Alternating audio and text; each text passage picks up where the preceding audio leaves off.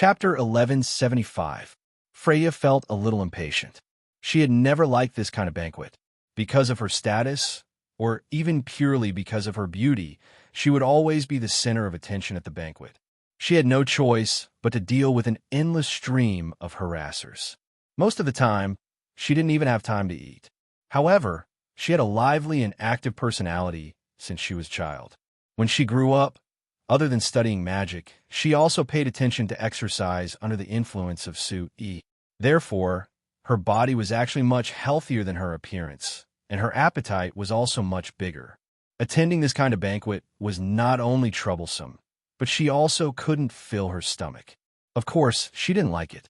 She definitely wouldn't come to this event. But this morning, there was a piece of news from the Frestac Chamber of Commerce's headquarters that forced her to personally come. She replaced the Frestac Chamber of Commerce's Wimbledon City branch chairman, who was planning on coming. All he wanted was to have a few words with Duke Garbutt at the banquet.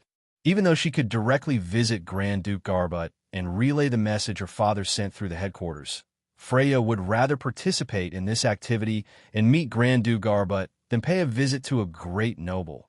She would rather participate in this activity and meet the Grand Duke. Moreover, when she came to the Kamla Empire, she represented the entire New Flyer, so she couldn't just visit anyone casually. Otherwise, it would easily arouse suspicion. If she met Duke Garbutt at this event and chatted with him, she wouldn't have to worry about that.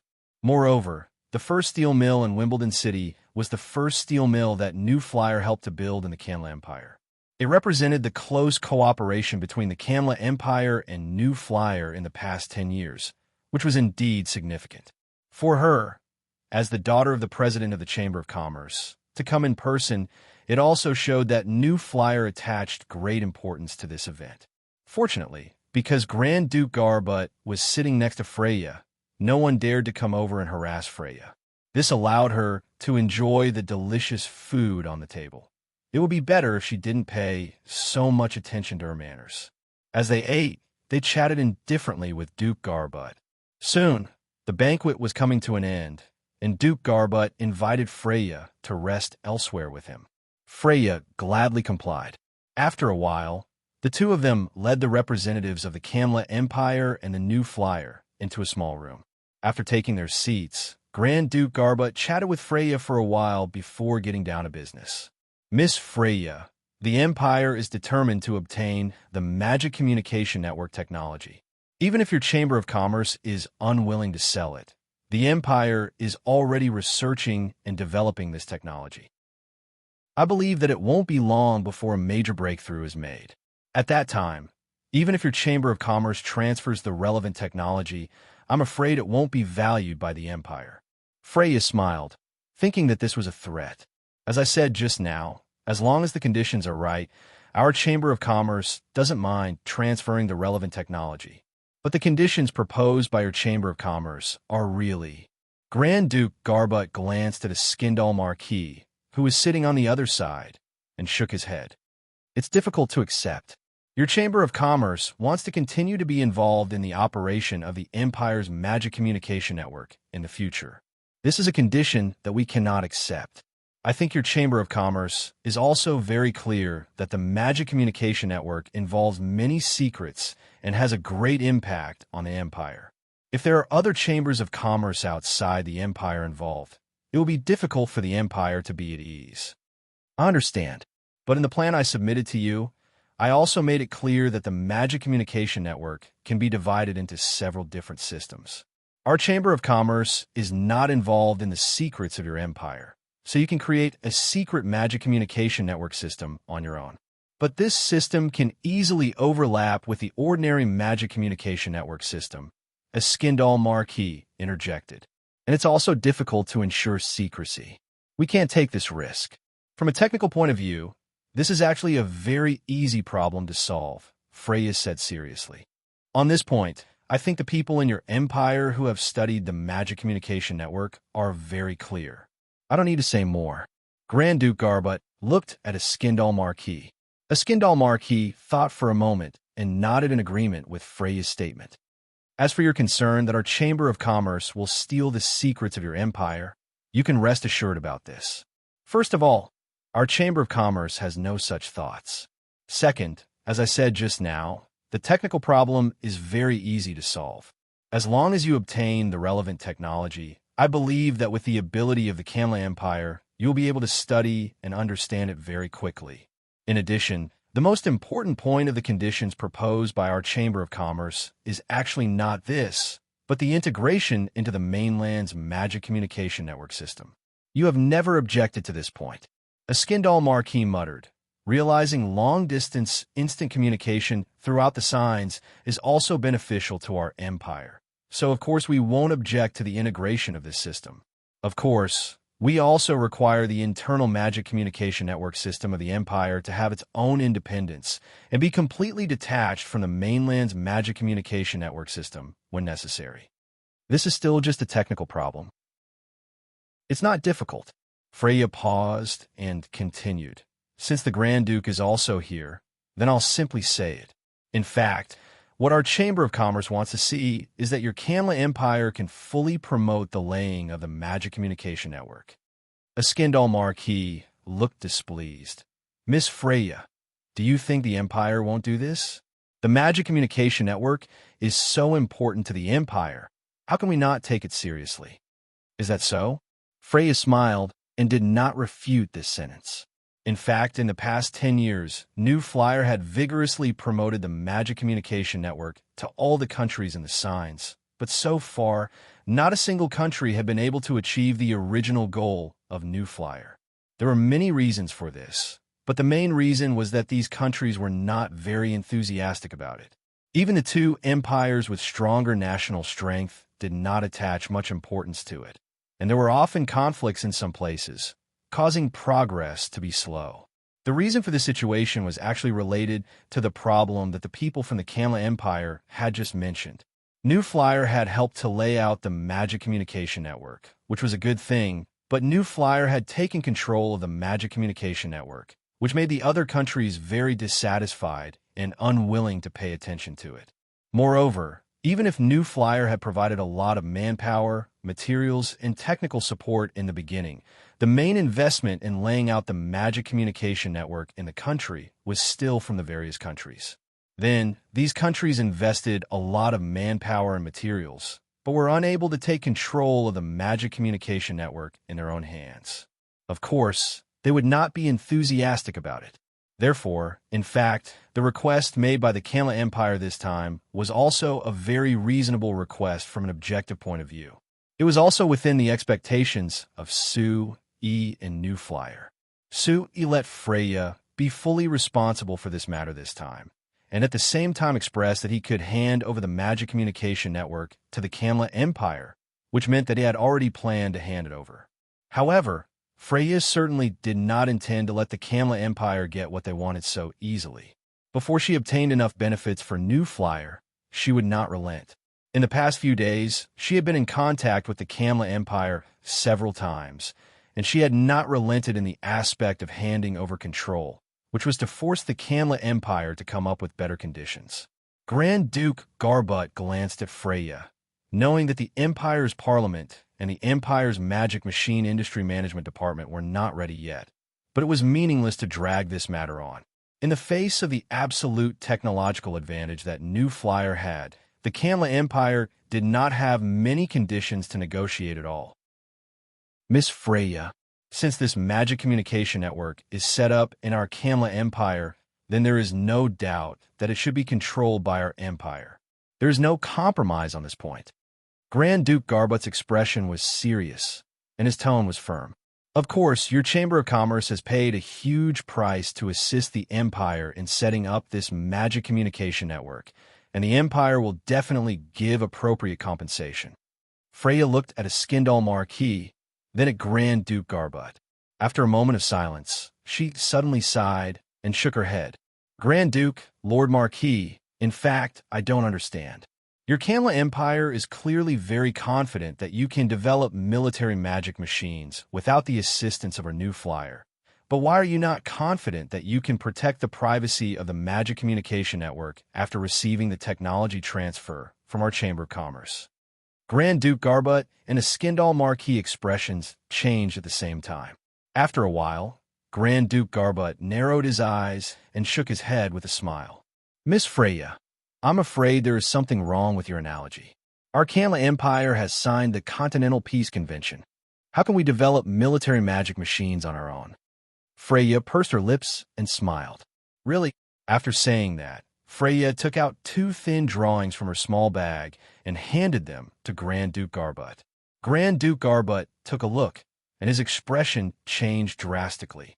A Skindal Marquis also leaned over to take a look and found that there were 2 pictures on the 2 pieces of paper. The first picture was a portrait of a young and beautiful woman. Judging from the portrait, she was probably in her 20s. The second painting was a landscape painting depicting the appearance of a valley. After seeing these 2 pictures clearly, a Skindal Marquis expression also changed greatly. His face, which had turned red because of the deliberate anger, had turned pale when he looked at Freya again. Freya looked at the drastic changes in the expressions of the 2 senior officials of the Canla Empire in front of her with great interest. After a while, she asked with a smile, "How is Sister Teresa doing?" Chapter 1176. Balls of fire suddenly burst out, and the small mountain that was originally standing on the horizon, hundreds of meters high, collapsed from the middle with a loud bang. Countless pieces of rock mixed in the soil, and the trees and grass on the hill tumbled down. The rumbling sound spread in all directions, and even Su-E, who was 2 kilometers away, felt his ears ringing. Looking at the hill that had collapsed in the blink of an eye, Su-E couldn't help but twitch his mouth. He felt a little strange. Before this, something that could cause such great destruction in signs would at least be a powerful forbidden spell. But now, this was something that could be done by any engineering team, and there was no need to use mages at all. The development of the magic machine industry had indeed achieved great results. But through scientific research on magic, the forbidden spells that were once unattainable in the past had become common goods that could be used at will. It wasn't rare at all. Therefore, the destructive power it brought would only make the mages of the past speechless. It was also because of this that in the past few years, there were voices that opposed the new flyer and signs. The people who opposed the new flyer said that Su-E wanted all signs to maintain peace and stability and focus on development. But at the same time, he was vigorously researching magic. Instead, he was releasing the hidden power of magic and bringing more instability to the world. It was like slapping his own face. Su-E snorted at these words. Could it be that the world was peaceful before the new flyer carried out scientific research on magic? In the end, no matter how powerful one's power was, whether it was good or bad, depended on the person who wielded it. It had nothing to do with the power itself. And through the scientific research on magic, the new flyer had brought about all sorts of new magic technologies and related applications, which had brought many benefits to the signs. Take the project that was currently in progress as an example. In the past, it was almost impossible to build a road that could traverse the entire mountain range in signs. Even if the mountain range was less than 100 meters tall and wasn't very majestic, it was still an insurmountable moat for the backward signs. But now, with the appearance of a new flyer, they could directly use modified fire magic and earth magic to blast a huge hole in the mountain range and open up a path. After the Amsterdam Chamber of Commerce's engineering team moved away the debris left behind by the explosion, they could use earth magic to reinforce the mountain range on both sides. Then, they could directly build a road that connected the 2 sides of the mountain range. Once the road that connected the north and south of the Coranian kingdom was completed, it would greatly improve the Coranian kingdom's traffic and allow the north and south to quickly connect. In the past, the Coranian kingdom wouldn't even have dared to think of such a thing. But when the Frestac Chamber of Commerce came, it only took them 2 to 3 months to solve the problem that had troubled countless people of the Corani kingdom for thousands of years. This was the benefit of scientific research on magic, and it was also the full display of this new magic power. Of course, the people of the signs couldn't be blamed for not understanding this new thing and even resisting it. Even Su-E, who had transmigrated from the technologically advanced Earth, felt that this scene was very strange every time he saw it. In the beginning, when Sui was doing research on magic machines, he only defined magic as a new energy attack method and directly applied it to the mechanical knowledge he had on Earth to develop all kinds of magic machines. This type of magic machine was essentially a variant of the various industrial machines on Earth, except that the power source was provided by magic. But as the research on magic machines deepened, especially after Sui proposed the new concept of magic science 10 years ago, the research on magic and the science had exploded in the past 10 years. There were countless extremely special magic technologies that Sui didn't even think of, which caught him off guard.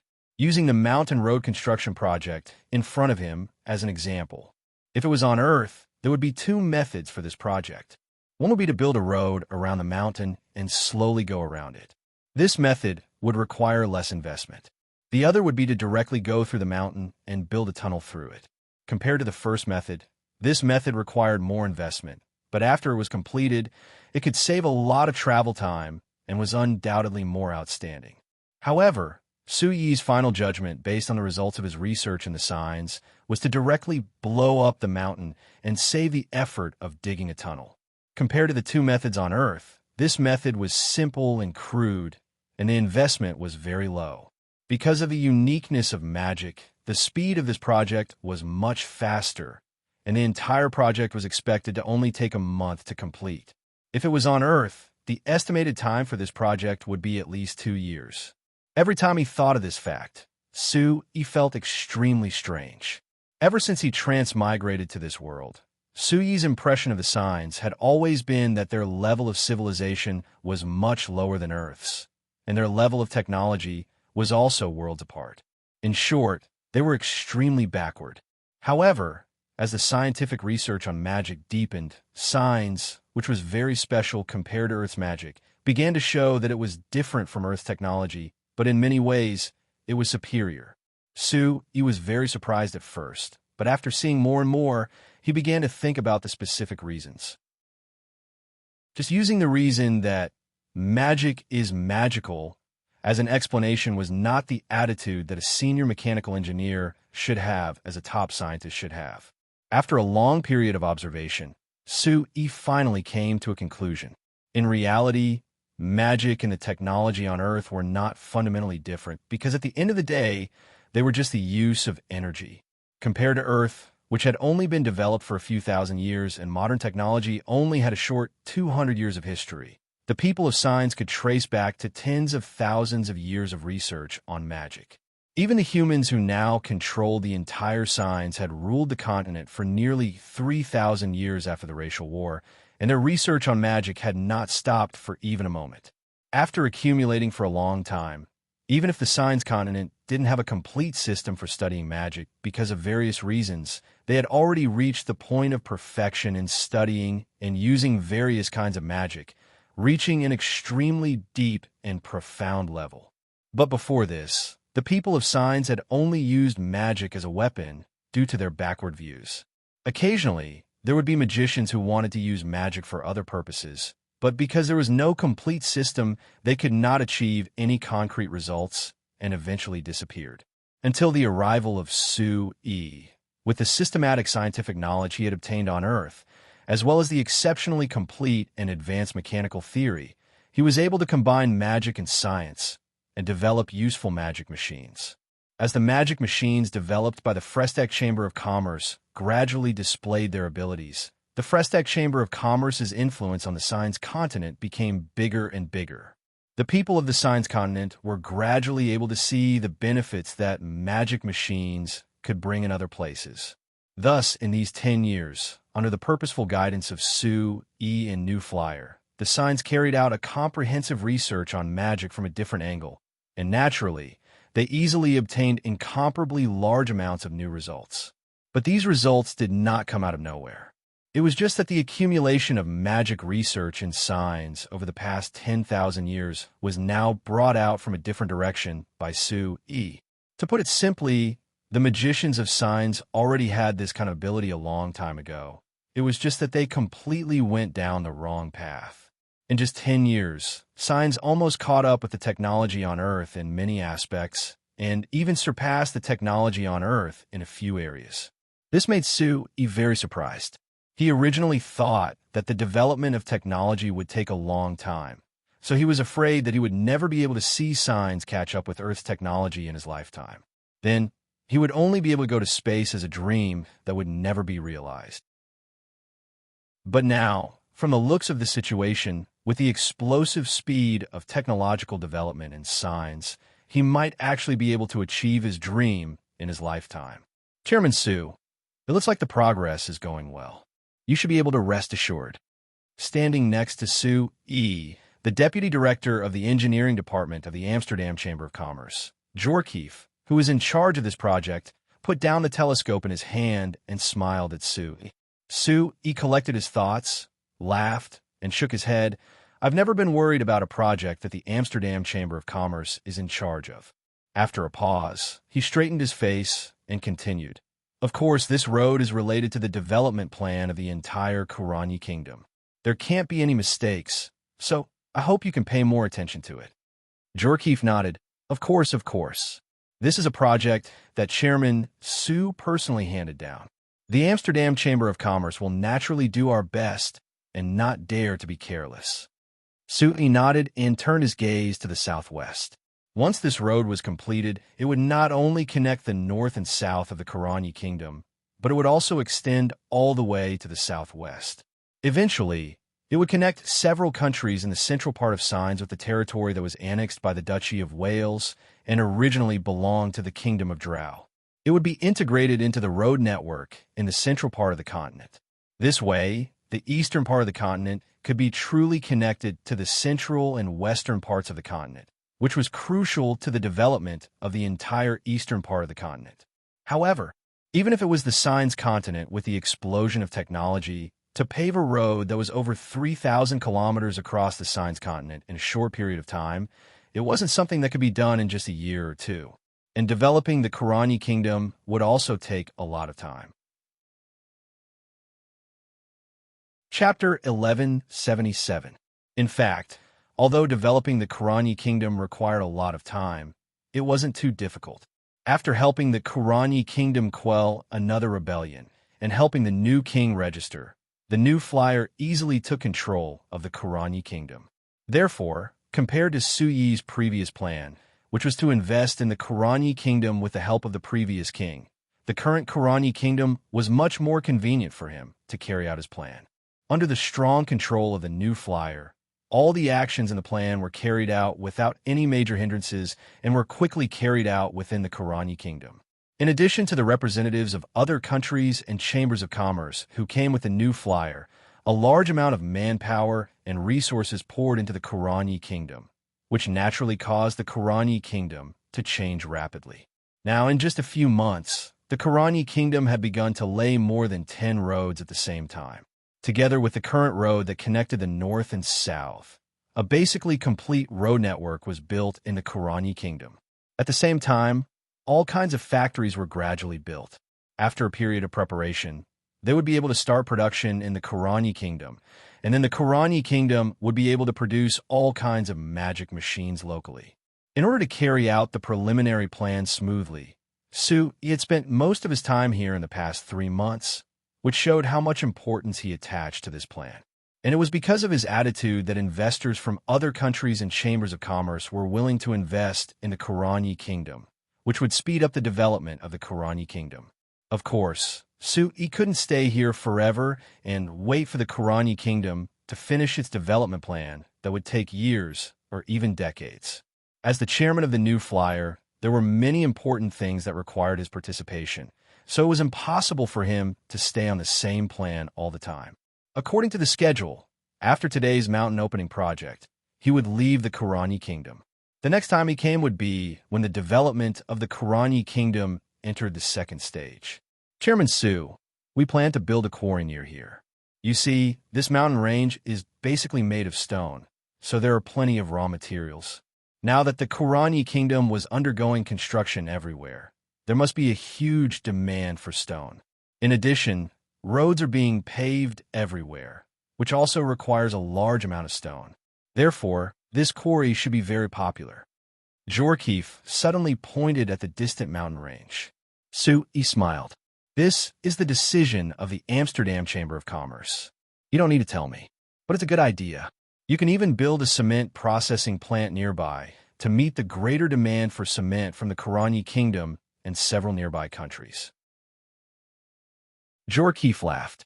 This is indeed part of our plan. But Chairman Su, if we want to build these factories, we need large amounts of construction magic machines. This will require the support of your new flyer, so we should inform you ahead of time. Su gave a shrug. Then you can find the person in charge of the construction magic machine company. It isn't related to me. Anyway, as long as you pay the money, it's impossible for them not to sell it to you. Jorkeef's eyes lit up. After pausing, he lowered his voice and asked with a laugh, if it's just buying construction magic machines, of course we need to find them. But if we want to buy the technology for these construction magic machines, we can only find Chairman Su, right? Oh. Su turned to look at Jorkeef with a surprised look. What? Your Amsterdam Chamber of Commerce wants to enter the construction magic machine industry? Jorkeef gave a laugh and rubbed his head as he replied, Look, our company is building more and more projects, so there is more and more demand for construction magic machines. Although we can buy them from New Flyer, it's a bit inconvenient. Not to mention that we often have special needs. We can't always come to you for research, right? It's better to solve it ourselves. Jorkeef's words sounded good, but he just wanted to buy the technology from New Flyer. Sui wasn't that surprised by this. During these years, with the rapid development of the magic machine industry and the signs, everyone had a strong demand for the technology related to the magic machine industry. In order to satisfy their needs, some people chose to develop it themselves, and some people chose to buy it from New Flyer. He didn't know how many times he had heard this request, so he was already a bit numb to it. But before this, the Amsterdam Chamber of Commerce had always focused on the road and construction industries. They had never mentioned buying technology from New Flyer. Now that Jorkeef had suddenly said this, Su was a bit surprised. What made Su the most curious was that it wasn't Chairman Cruz who talked to him, but rather it was Jorkeef who came to ask this. With the good relationship between Chairman Cruz and him, as well as the close 30 years of cooperation between the two companies, Chairman Cruz could casually mention this to Su without any scruples. Is this your idea or Chairman Cruz's idea? Su was too lazy to think about it, so he directly asked this. Sir Chairman didn't specially say anything, but us subordinates feel that if we can develop our own construction magic machines, it would be more convenient. Jorkeef replied. Su revealed a faint smile. Since Jorkeef replied like this, it was clear that this was Chairman Cruz's idea, but he was worried that Su would reject him, which would damage the good relationship between the two of them. So he had his subordinates test Su first. Thinking of this, Su shook his head and waved his hand as he said, Since it's like this, then have Chairman Cruz come find me. Jorkeef was surprised at first, but hearing the loosening tone in Su-Yi's voice, he was filled with joy as he nodded. Yes, I will definitely tell Sir Chairman. He will be very happy after knowing this. Seeing Jorkeef's relieved appearance, Su-Yi's lips curled into a laugh. New Flyer had never been stingy in transferring their technology, especially in recent years. In order to promote the development of magic machines and signs, He had transferred a large amount of New Flyer's magic machine technology to the public. However, among those that received this technology, there were few that could truly absorb and use it. As for those that could absorb and use it, they could also invest in their own research and obtain their own breakthroughs, grasping technology that wasn't inferior to New Flyer's, which was even rarer. Even if the Amsterdam Chamber of Commerce obtained the construction magic machine technology from New Flyer, they didn't have the industrial foundation to make large-scale magic machines. It would be very hard for them to use this technology to make their own construction magic machines, not to mention developing the special construction magic machines that they needed. Of course, he wouldn't stop Chairman Cruz from doing this. The Amsterdam Chamber of Commerce had already become a first-class company in signs with their road and construction projects. With their large businesses, it was normal for them to invest in research. Perhaps they could really develop some new things which could be considered a contribution to the development of magic technology and signs. After chatting for a bit, there was a special sound that came from Su Yi's chest. Jorkeef, who was halfway through his words, tactfully closed his mouth. He pointed at the mountain in the distance to Su Yi before leaving.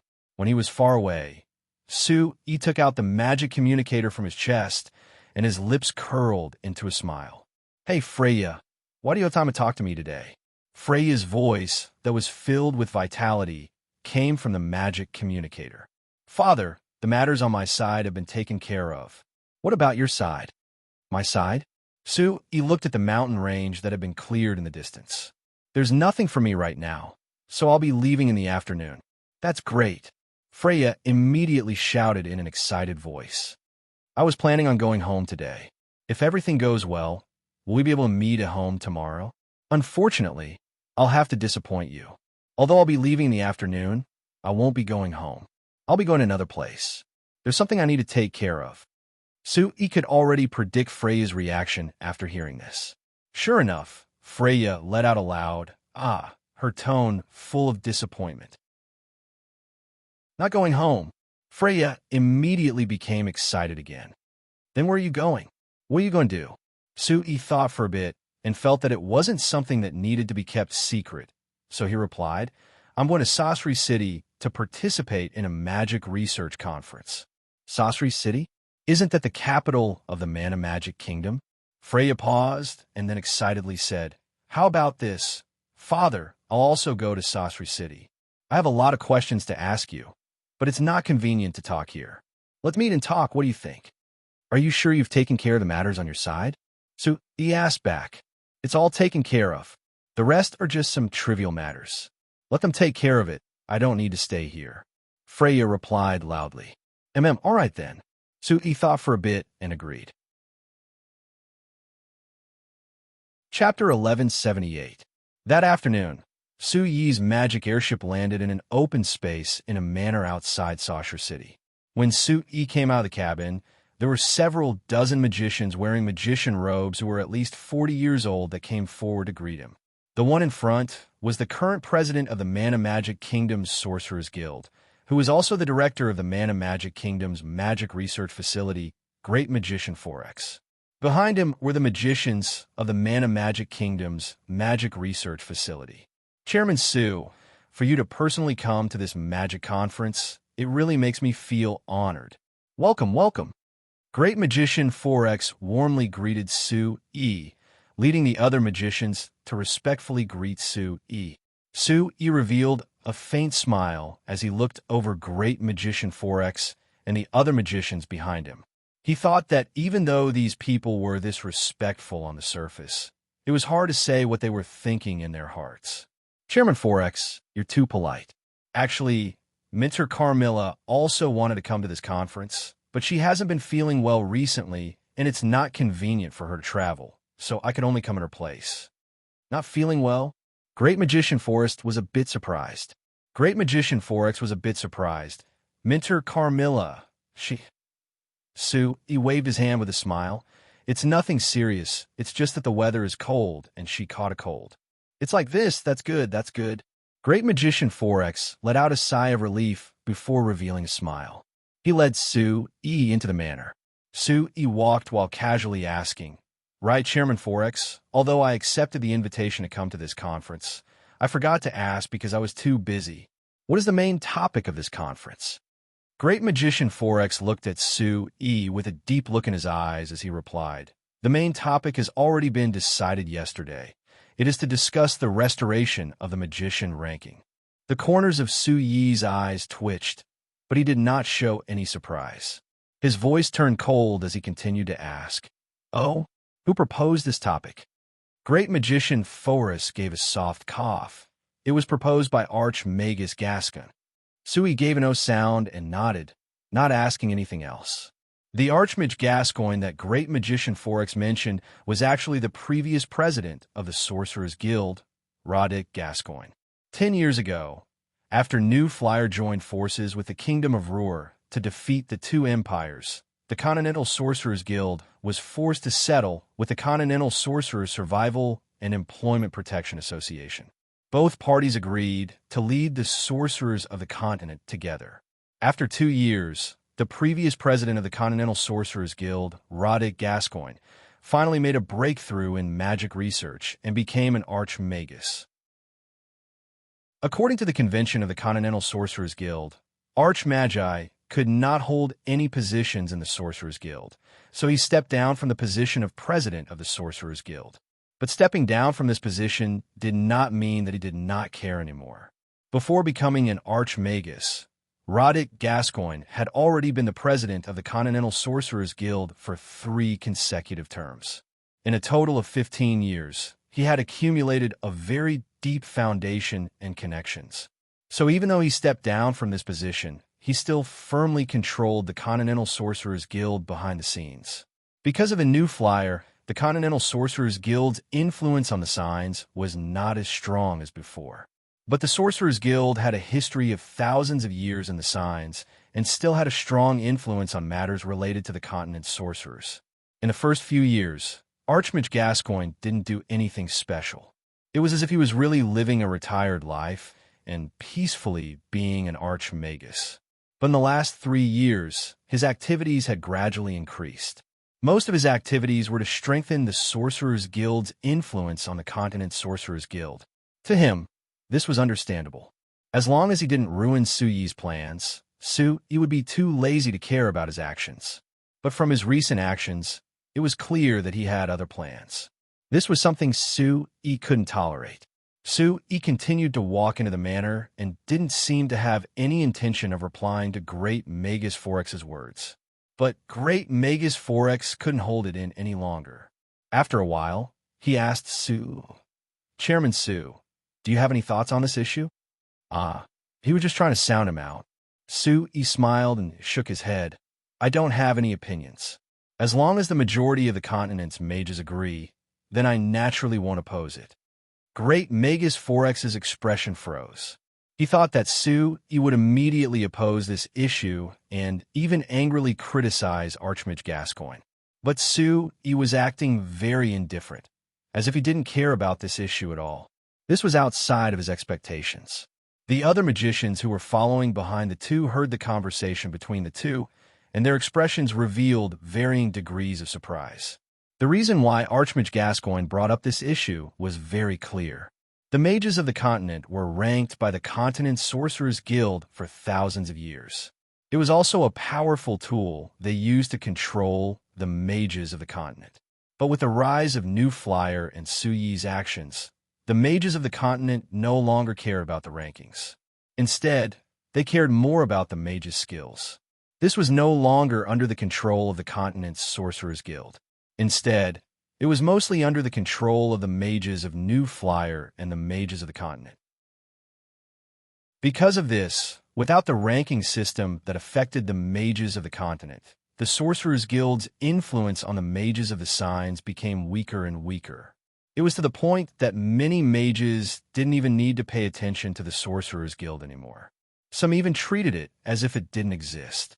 Archmage Gascoigne was naturally very unwilling to accept this. He had brought up the idea of reinstating the mage ranking in this meeting in hopes of obtaining the agreement of the participating mages and regaining control over the continent's mages.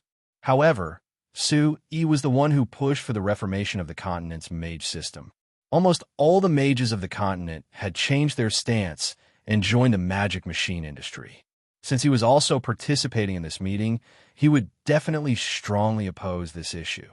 Even if Su Yi didn't show any signs of opposition, no one believed that he would turn a blind eye to this. The group of people quickly entered the large manor, specially prepared for this meeting. After crossing a wide lawn, they were met with a group of mages wearing mage robes. The one at the front was the Archmage Gascoigne that Su Yi and Great Magician Forest had mentioned. Seeing Su Yi from afar, Archmage Gascoigne immediately walked over with a big smile. He grabbed Su Yi's hand and shook it as he enthusiastically said, "It is truly rare for Chairman Su to take time out of his busy schedule to participate in this meeting." Su Yi smiled and pulled his hand back. "Sir Gascoigne, no matter what, I am still one of the archmages of the continent. I am a part of the continent's mages. It is natural for me to participate in such an important magic research meeting. Moreover, Our new flyer's policy has always been to conduct scientific research on magic. How could I give up such a good opportunity to share my research with everyone? Archmage Gascoigne laughed again. That's right, that's right. Chairman, Sue has always been passionate about magic research. Otherwise, you wouldn't have become the strongest Archmage in your 40s. Sue, he shook his head. No, the magic research I'm talking about isn't about how to become an Archmage. It's about the science of magic. Archmage Gascoigne's expression changed slightly. After a pause, he suddenly said with a serious expression, Chairman Sue, do you think that becoming an Archmage conflicts with the science of magic? Of course not. Sue, he shook his head. The so-called science of magic includes all aspects of magic research. Naturally, it also includes the research needed to become an Archmage. However, in my opinion, the research needed to become an Archmage doesn't have much meaning. Becoming an Archmage is just a title, so there's no need to place too much importance on it. Once these words were said, not only Archmage Gascoigne's expression changed, but everyone else's as well. Of the people gathered here, apart from Sue, and Gascoigne who were Archmages, the weakest was a powerful Great Mage. Becoming an Archmage could be considered their lifelong dream. However, Sue was now saying that the research needed to become an Archmage was meaningless. This was the same as saying that everything they had done in the past 10 years was meaningless. If it was anyone else who said this, they would definitely loudly refute or even berate them. However, since it was Sue who said this, they could only remain silent. This was because Sue himself was an Archmage. Many people even believed that he was the strongest Archmage on the continent. Moreover, he strongly advocated the scientific research of magic and was the representative of the new magic research system that had been created in recent years. Therefore, he had the right to say this. Archmage Gascoigne narrowed his eyes. After a while, he asked in a low voice, So, Chairman Sue, you think that there's no meaning in evaluating a mage's rank? Facing everyone's gazes, Sue smiled faintly, but then shook his head. No, I still think that it's very meaningful. Chapter 1179. Everyone looked at Sue in confusion. He had been speaking for a long time, denying what Archmagus Gascoigne had said. Why did he suddenly say that the most important topic was meaningful? Wasn't this contradicting himself? Archmagus Gascoigne slightly knit his brows. Chairman Sue, what do you think is the meaning? The meaning, of course, is to let the magicians of the continent determine who is better and give them a goal to strive for. Actually, it's not that different from the previous mage ranking system that the Sorcerers Guild implemented. Hearing this answer, Great Magus Gascoigne's expression changed. Everyone else revealed an expression of as expected. If Sue thought the same as Great Magus Gascoigne and the Sorcerers Guild, that would be an inconceivable matter. His current reaction was normal. Then Chairman Sue, what is the mage ranking system that you mentioned? Great Magus Gascoigne asked. Sue looked at him and shook his head with a faint smile. Isn't this the most important topic of the meeting? Let's leave it for later. Archmagus Gascoigne's expression sunk, but he quickly recovered his smile and nodded. That's right, the meeting hasn't officially started yet, so there's no need to rush. After saying this, Archmagus Gascoigne changed the topic, and the group of people chatted as they entered the manor. At this time, there were many famous magicians from all over the signs gathered in the manor. Among them were over 10 peak archmagi and over 400 great magicians. This could be considered the largest gathering of magicians in the signs in the past few years. The reason for this grand occasion was actually closely related to Sue. Before Sue decided to participate in this meeting, the meeting was organized by the Sorcerers Guild and organized by the Mana Magic Kingdom. So, for archmagi and close to 100 great magicians were invited. However, when the news of Sue agreeing to participate spread, this number increased by several times. From this, it could be seen that Sue Yi's position in the hearts of the magicians and the signs was very high. So even if there were over 10 archmagi present, Sue still attracted everyone's attention when he walked in. In an instant, countless people surrounded him and greeted Sue. At this time, there was another difference between Su, Yi, and other magicians. When magicians greeted each other, they would call each other by their surname and magician rank. But for Su Yi, the peak archmagician, they all called him Chairman Su. On one hand, this was because Su Yi's status as the chairman of the New Flyer far exceeded his reputation as an archmagus. On the other hand, Su Yi always emphasized that he was a businessman and the chairman of the New Flyer in public. This made it clear to everyone that he was biased, so they naturally wouldn't call him wrongly. In the face of everyone's enthusiasm, Su Yi only nodded casually to the great magicians as a response. He would only formally return the greetings to the 13 archmagi and exchange a few words of greeting as a response. None of the magic casters felt that his attitude was inappropriate. Even if Su Yi's status as the chairman of the New Flyer wasn't mentioned, just his status as an archmagus was enough to give him the right to be arrogant. After everyone took their seats, the only ones who had the right to sit and talk to Su Yi were the archmagi. Even the great magicians could only stay far away, not daring to disturb him. However, Su Yi wasn't very satisfied with this situation. Su Yi and the New Flyer had been working on breaking down the authority of the Continental Sorcerers Guild and breaking down the system of magicians that had been established in the past, making it easier for magicians to reconsider where they could be used. However, after more than 10 years of evolution, although the New Flyer's strength and guidance had caused most magicians to throw themselves into the magic machine industry, there were still many magicians who couldn't change their mindset.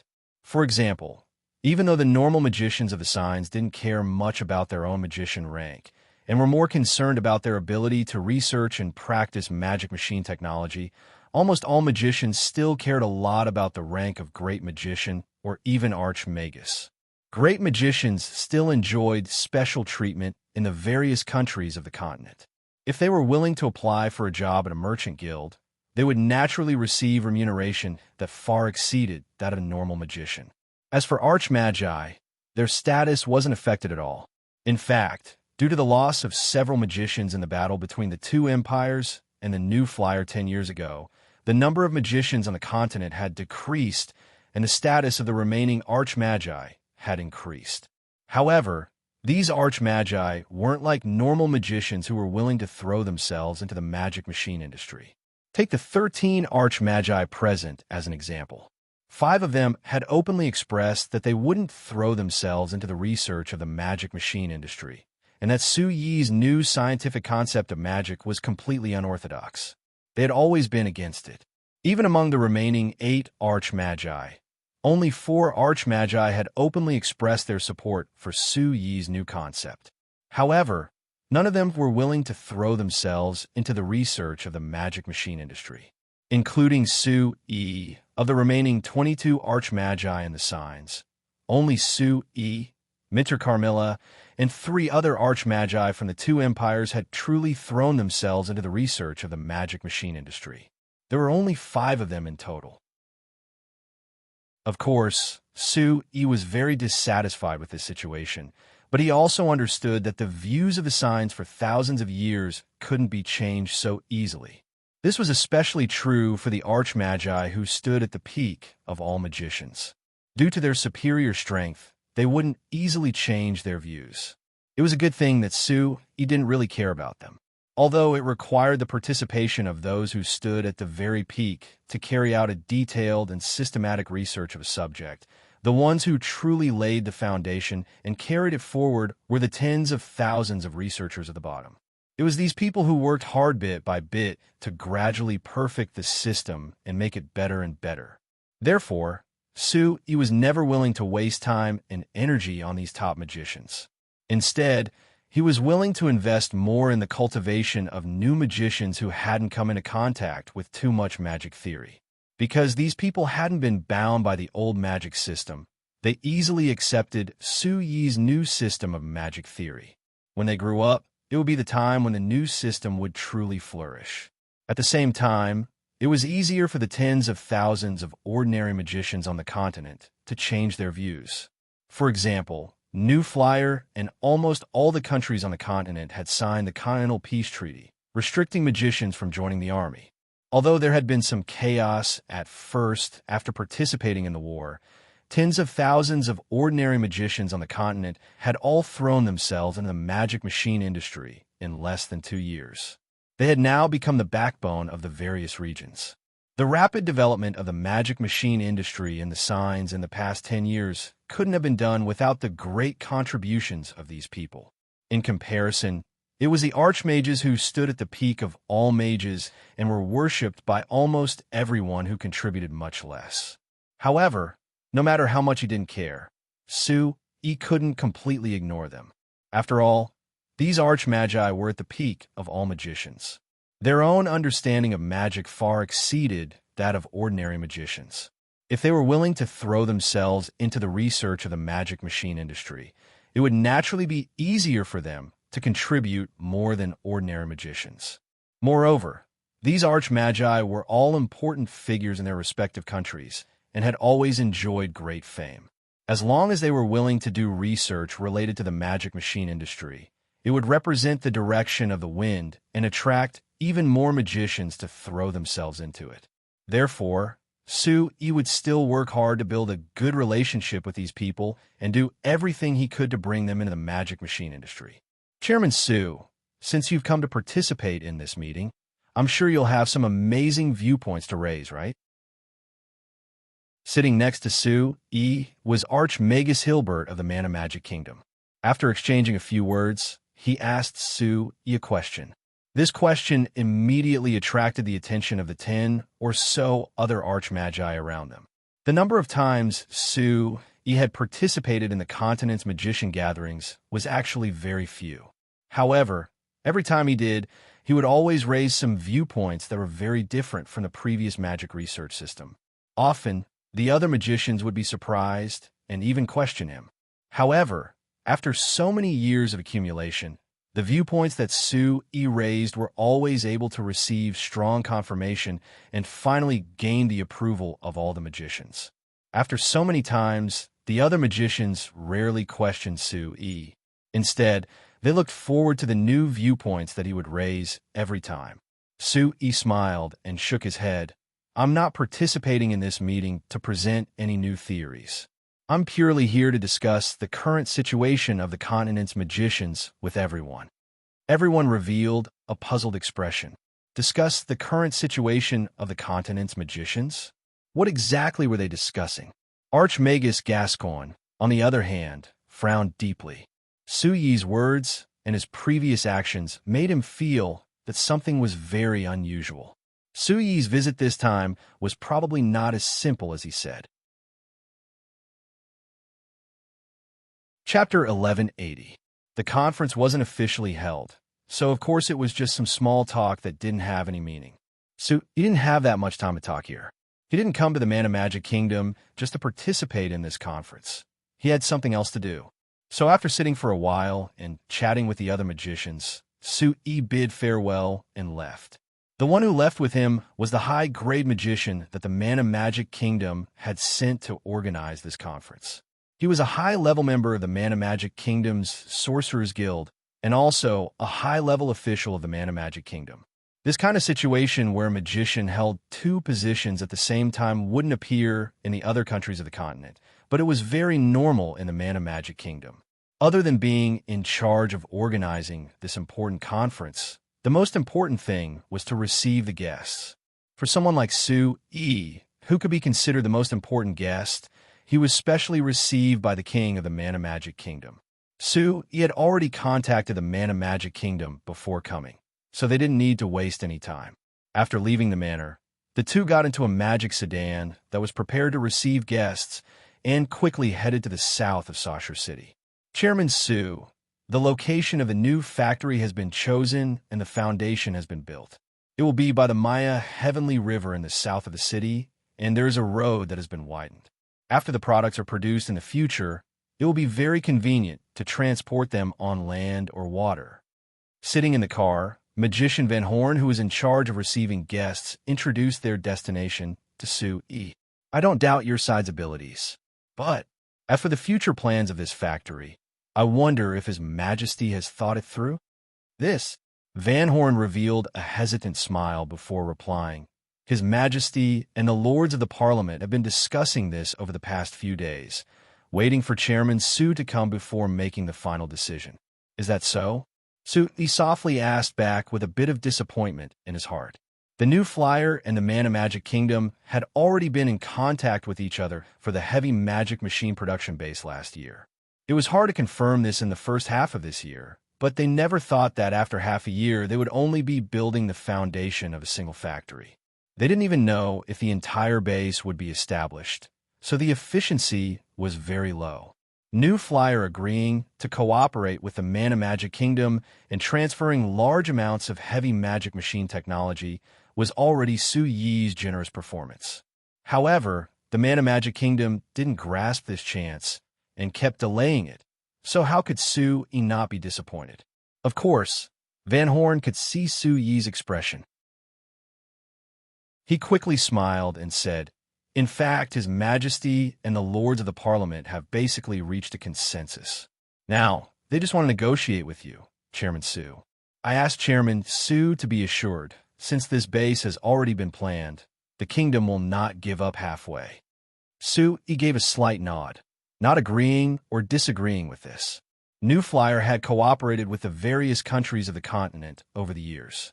Most of the countries were very enthusiastic about this project, but there were also some that weren't that enthusiastic. There were many reasons for this, so Su Yi naturally wouldn't care about them all. After all, there were many countries, companies, and organizations that wanted to cooperate with New Flyer, so they didn't lack one or two. If he cared about them all, he would have been half dead from exhaustion. But the Man of Magic Kingdom's project this time was different. This was a project that Su Yi rarely proposed and was personally in charge of, so New Flyer attached great importance to this. Even if the scale of this project wasn't that big, it was very rare to see a project of this level. However, the Man of Magic Kingdom kept pushing and dragging and didn't seem to be actively cooperating at all, which made Su Yi a little unhappy. The reason why he attached so much importance to this project was actually because of the importance of the Man of Magic Kingdom. This country was famous for its magic, and the reason why it could become the third largest country after the two empires was because of the large number of mages in the country. Su Yi was trying to change the way the signs viewed and used magic, and the Man of Magic Kingdom was naturally a very important part of this. So he had always hoped to cooperate with the Man of Magic Kingdom and let them fully integrate into the magic industry. But because of the Peace of Mages Convention that Su Yi instigated, mages were restricted from joining the army and the ability to participate in wars, so the Man of Magic Kingdom, which mainly relied on mages, suffered the most losses. If it wasn't for the New Flyer being able to suppress the situation on the continent, the Man of Magic Kingdom's national strength would have been greatly reduced because of this. So for the New Flyer, the Man of Magic Kingdom's view had always been very complicated.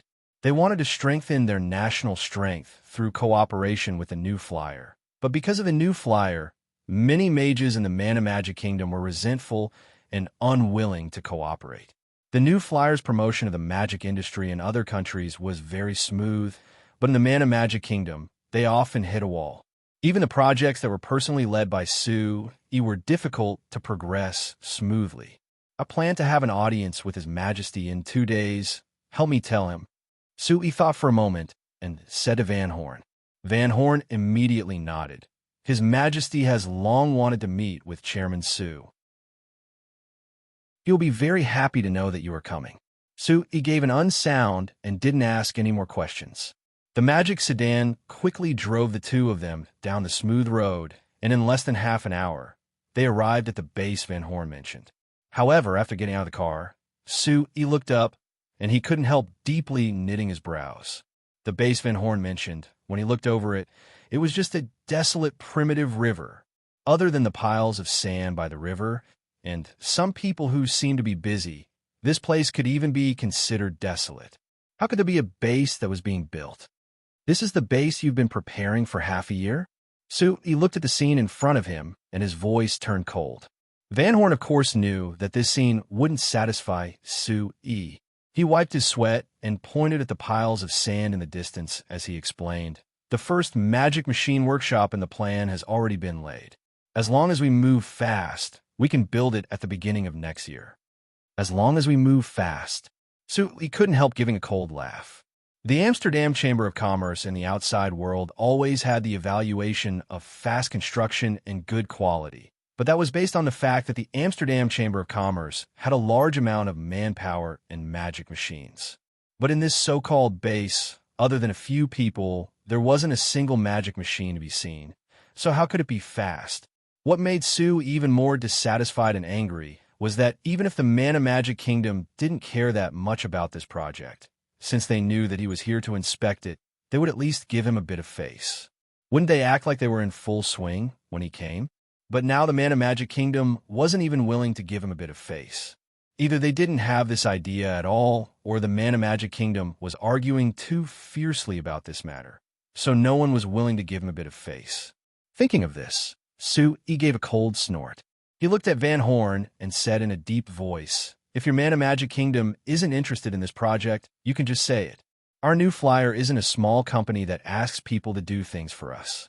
As long as you clearly state it, I promise that we won't meddle in this in the future." Hearing that Sue was truly angry, Van Horn's forehead was covered in cold sweat. He quickly said with a smile, "Chairman Sue, don't misunderstand. Don't misunderstand. Our kingdom is very willing to cooperate with your company, but there are some obstacles in the kingdom. Now that Chairman Sue is here, I believe that these small obstacles won't be a problem and can be easily solved. What do you think? I hope it's like this." Sue waved his hand with a cold expression. Since this so-called base wasn't worth seeing at all, Sue was too lazy to stay here. He looked at the construction site that was still slowly working and shook his head before turning to head back to the magic sedan. After taking 2 steps, he suddenly heard a loud noise from behind him. Turning back in surprise, he saw a group of people who came from who knew where. They charged into the construction site and were loudly beating the workers who were still working. Sue was stunned. What is going on here? Van Horn carefully looked at Sue before saying with a forced smile, "It seems like someone is causing trouble." "Nonsense. I can see it." Sue glared at him. After looking at it for a bit, he found that something was strange. Among the people who had rushed in to attack the workers, there were actually several magicians. This made him very curious. Although the status of magicians had dropped over the years, and they weren't as high up as before compared to normal people, magicians were still respected and their status was much higher than normal people. Normal magicians wouldn't participate in this kind of beating and scolding of workers. It was beneath their status. Sue narrowed his eyes and watched for a while. Van Horn on the side didn't make a sound, as if he was planning to sit and watch this happen. Seeing Sue turn over, Van Horn knew what he meant and shook his head with a bitter smile. "I don't care about this matter, so it's not convenient for me to meddle. I asked Chairman Sue for forgiveness." Of course, Sue didn't believe him, since he was the one who brought him here to watch this play. How could he not have the right to meddle in this matter? This meant that he was planning to sit and watch. Sue looked at the people causing trouble in the distance and knit his brows. What was the Mana Magic Kingdom thinking? What good would it do for them to act like they wanted to chase him away? Chapter 1181. The trouble that happened here should be handled by the Mana Magic Kingdom. Sue didn't want to intervene, so he just shook his head and prepared to leave. However, even though he didn't look for trouble, trouble came to him. The group of troublemakers made a ruckus for a while. Then they seemed to see someone here, and all of them rushed over. "Hey, look, this guy looks like Sue." After the crowd rushed over, one of them pointed at Sue and shouted, "It's really him. That's right. It's Sue. Brothers, this guy actually dares to appear here. We must teach him a lesson. Yes, it's this guy who caused everyone to have nothing to do. It's a heinous crime. Yes, teach him a lesson. Let him know what's good for him." Sue narrowed his eyes and looked at the crowd in front of him that was shouting loudly, but no one dared to rush over. He sneered and turned to Van Horn. "If this is your arrangement, then I can only say that it's a little too low." Van Horn's face changed, and he waved his hand. "Chairman Sue, you misunderstood. How could this be our arrangement? I didn't know these guys would suddenly appear. Then, as if to prove his words, Van Horn took 2 steps forward and shouted at the group of people, "Hey, what are you doing here? Chairman Su is a distinguished guest of the kingdom. If you dare to do anything to him again, believe it or not, I'll immediately send people to arrest you. Hey, go ahead and arrest us if you can. That's right. We can't live anymore anyway. What's there to be afraid of? I'm not even afraid of death on the battlefield. Why would I be scared by you? Are you kidding? We are all mages with military positions in the kingdom's army. Who do you think you are to arrest us? Military mages?" Suyi's expression changed. He glanced at the group of people, thought for a moment, and understood. Van Horn, are they the mages that were eliminated by the kingdom's army because of the peace pact of mages? Van Horn nodded awkwardly. Yes. Actually, most of the mages who were eliminated have already found suitable jobs in various chambers of commerce and research institutions, but there are still some who are unwilling to do so. They prefer to serve in the army, so Lin Li quickly explained. "Oh, I understand." Su-yi glanced at the group of people. "Looks like they're just a bunch of defeated dogs. They're not worth paying much attention to." Su-yi deliberately did not lower his voice when he said the last sentence, so it naturally fell into the ears of that group of people. The faces of the group of people changed, and they began to clamor again. "Who are you calling a loser? What right do you have to say that about us? If it wasn't for your new flyers, damn magician's peace pact, would we have ended up like this? That's right. It's all your fault. You still have a nerve to stand in front of us and talk nonsense. Do you really think we don't dare to do anything?" "Oh." Su-yi looked at them in amusement. "You've been shouting for a while, so if you want to make a move, I won't stop you." The group of people angrily glared at Su-yi, but not a single person dared to make a move. Since they recognized Su-yi, they were very clear on Su-yi's identity. They knew that Su-yi was an archmagus. They were at most 7th-grade magicians. How could they dare make a move against an archmagus like Su-yi? Su-yi revealed a smile of contempt and was too lazy to care about them. He just said to Van Horn, "Please tell His Majesty that if your country can't even take care of this small matter, I will have doubts about your country's cooperation. I'm afraid this will greatly affect our cooperation." After saying this, he ignored Van Horn, and with a slight tremble, he flew into the air. Van Horn and the others looked up in surprise, but they saw a magic airship that had come from who knows where. It was right in front of Su-yi, taking him in. Watching the magic airship fly away, Van Horn and the others were stunned. After a while, one of them looked at Van Horn with a depressed look. "Sir Van Horn, this fellow, why doesn't he follow the rules?" Van Horn glared at them, but he had nothing to say. After a while, he gave a long sigh and shook his head. "This Chairman Su, he really is unexpected. Hashtag, hashtag, hashtag." The magic airship flew at close to 200 kilometers an hour and soon passed Saucer City.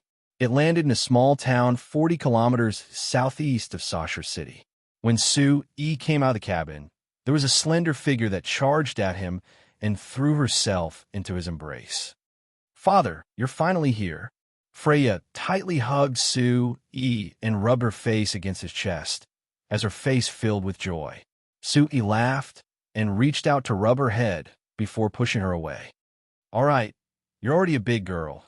Why are you still acting like a spoiled little girl? In front of you, I will always be a child." Freya replied with a smile, before revealing a bit of doubt.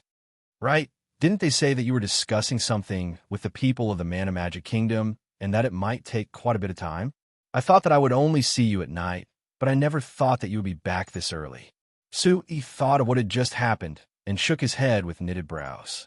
Seeing Su-yi's expression, Freya was surprised and quickly asked. Su-yi considered it before telling Freya everything that had just happened. "Freya, if you were in my position, what would you do?" Freya blinked her eyes, knowing that Su-yi was taking this opportunity to test her. But after rolling her eyes a few times, she slightly frowned and rudely said to Su-yi, "Father, you're too emotional." "Oh." Su-yi found it funny and asked, "Why do you say that?" "You must feel that the people of the Mana Magic Kingdom are not only making excuses for the cooperation, but also using these little tricks to embarrass you. So you're angry and decided to simply break up with them, right? Well, that's probably what I'm thinking. But does this count as being emotional? Of course it counts. Didn't you always tell me that no matter what I do, I have to be clear about my goal and then work hard to achieve this goal, and nothing else will affect my judgment? But now you obviously want to cooperate with the Mana Magic Kingdom, but because of their little tricks, you want to give up. Isn't this being emotional? Freya bluntly criticized. Sui laughed. You're right. But Freya, you don't understand my real goal. Real goal? Freya tilted her head with a puzzled look. Don't you want to cooperate with the Mana Magic Kingdom and vigorously promote the magic industry here? This is only a short-term goal. Sui slightly turned his head, looked in the direction of Sasri City, and sighed. If I can smoothly promote the magic industry in the Mana Magic Kingdom, then of course I'm willing to put in a lot of effort. But now it's clear that there's a very serious problem in the Mana Magic Kingdom, and their opinions are not unified, so they even used this kind of stupid trick in front of me. So I think it's good to let them go for now. But when you did this in other countries, you also encountered a lot of difficulties, but you never said that you want to give up? Freya was still very puzzled. The past is the past. As for now, I've basically completed the mission in signs, so the rest should be solved by themselves. Those who are willing to follow the trend of the times will naturally follow, and those who are not, let them be eliminated. Freya frowned and looked at Sui with great doubt. In her impression, her father was always full of vitality and motivation, always moving towards the goal he set, and never had any thoughts of retreat or compromise. Why did he decide to give up after encountering a small setback this time? Even if this was only temporary, it was still completely different from his previous style. Thinking of this, Freya was a little worried and grabbed Sui's hand and asked with a concerned face, Father, did something happen that made you feel discouraged? Sui was stunned, and seeing Freya's concerned face, he immediately understood that she misunderstood. There are indeed some things that made me disappointed, but to say that I'm discouraged is not the case. Do you think that my approach this time is a little different from before? Freya nodded vigorously. There's a reason for this. Sui pondered for a moment and suddenly asked, Freya, how did the Kamla Empire reply to your question about Teresa? Freya was startled and didn't understand why Sui suddenly changed the topic. But after thinking for a moment, she let out a string of bell-like laughter. Ha! Father, you can't imagine how wonderful their expressions were when I took out those two pictures, and then asked Duke Garbutt and Iskender Marquis about Teresa's name. Sui revealed a faint smile. I can roughly guess it. After all, this is a secret that the Kamla Empire has always kept. They thought that no one knew about it, but you exposed it. It would be strange if they weren't shocked. Freya laughed for a while, then slowly restrained her expression and continued. When I left, Duke Garbutt personally sent me off. He asked me to tell you that he hopes that you can go to the Kamla Empire when you have time. He has something important to discuss with you face to face. If it's about this matter, I'm not interested. Sui shook his head. Anyway, the two pictures that I asked you to pass to them have been taken, and the questions have been asked. There's no need to pay attention to other things. Freya was surprised. You don't intend to pursue this matter? They are secretly developing military magic machines. Sui shrugged. Let them develop it. As long as it's not public research, I'm too lazy to care. Freya frowned deeply and looked at Sui very puzzled. Why? Father's way of dealing with things has become so gentle now. Is it because he's old? Freya looked at Sui's young face that didn't have any wrinkles at all. No matter how she looked at it, he was only in his early 30s. She didn't want to believe her own guess. Chapter 1182. The 7th Continental Mage Research Conference organized by the Mana Magic Kingdom was successfully held. The main topic of the conference this time was to restore the mage rank rating. Most of the mages who participated in the conference were supportive of this topic. After all, for the mages of signs, the mage rank rating was a standard that had been passed down since the establishment of the Sorcerers Guild. It had a very long history, although in recent years, because of Sui and the New Flyer, many mages didn't care about the mage rank rating anymore. There weren't many mages who participated in the conference at all, so the Sorcerers Guild simply stopped operating in recent years. However, in the hearts of the majority of mages, especially the high-level mages, the mage rank rating still had a very important meaning. Therefore, when this topic was raised, it received a lot of support. However, everyone was very clear that the traditional mage rank rating had lost its meaning. With the new Flyers' extremely strong situation and the rapid development of the magic machine industry and the signs, the mages of the continent had a huge change in mindset. For the majority of mages now, the strength of an individual's magic was no longer that important. What was important was to be able to apply their understanding of magic to the magic machine industry and obtain a better job. Therefore, although the Magic Caster Guild had put in a lot of effort to come up with this topic, the core content of the topic was still about how to give a more detailed evaluation of the mages on the continent, as well as how to be more closely related to the magic machine industry. In this aspect, among the mages who participated in the conference, there was no doubt that the new Flyers president, Su-E, had the most right to speak. As the president of the Magic Machine Industry Chamber of Commerce that represented the continent's top and most complete magic machine industry, as well as a top mage, Su-E obviously had the most profound understanding of the combination of mages and the magic machine industry.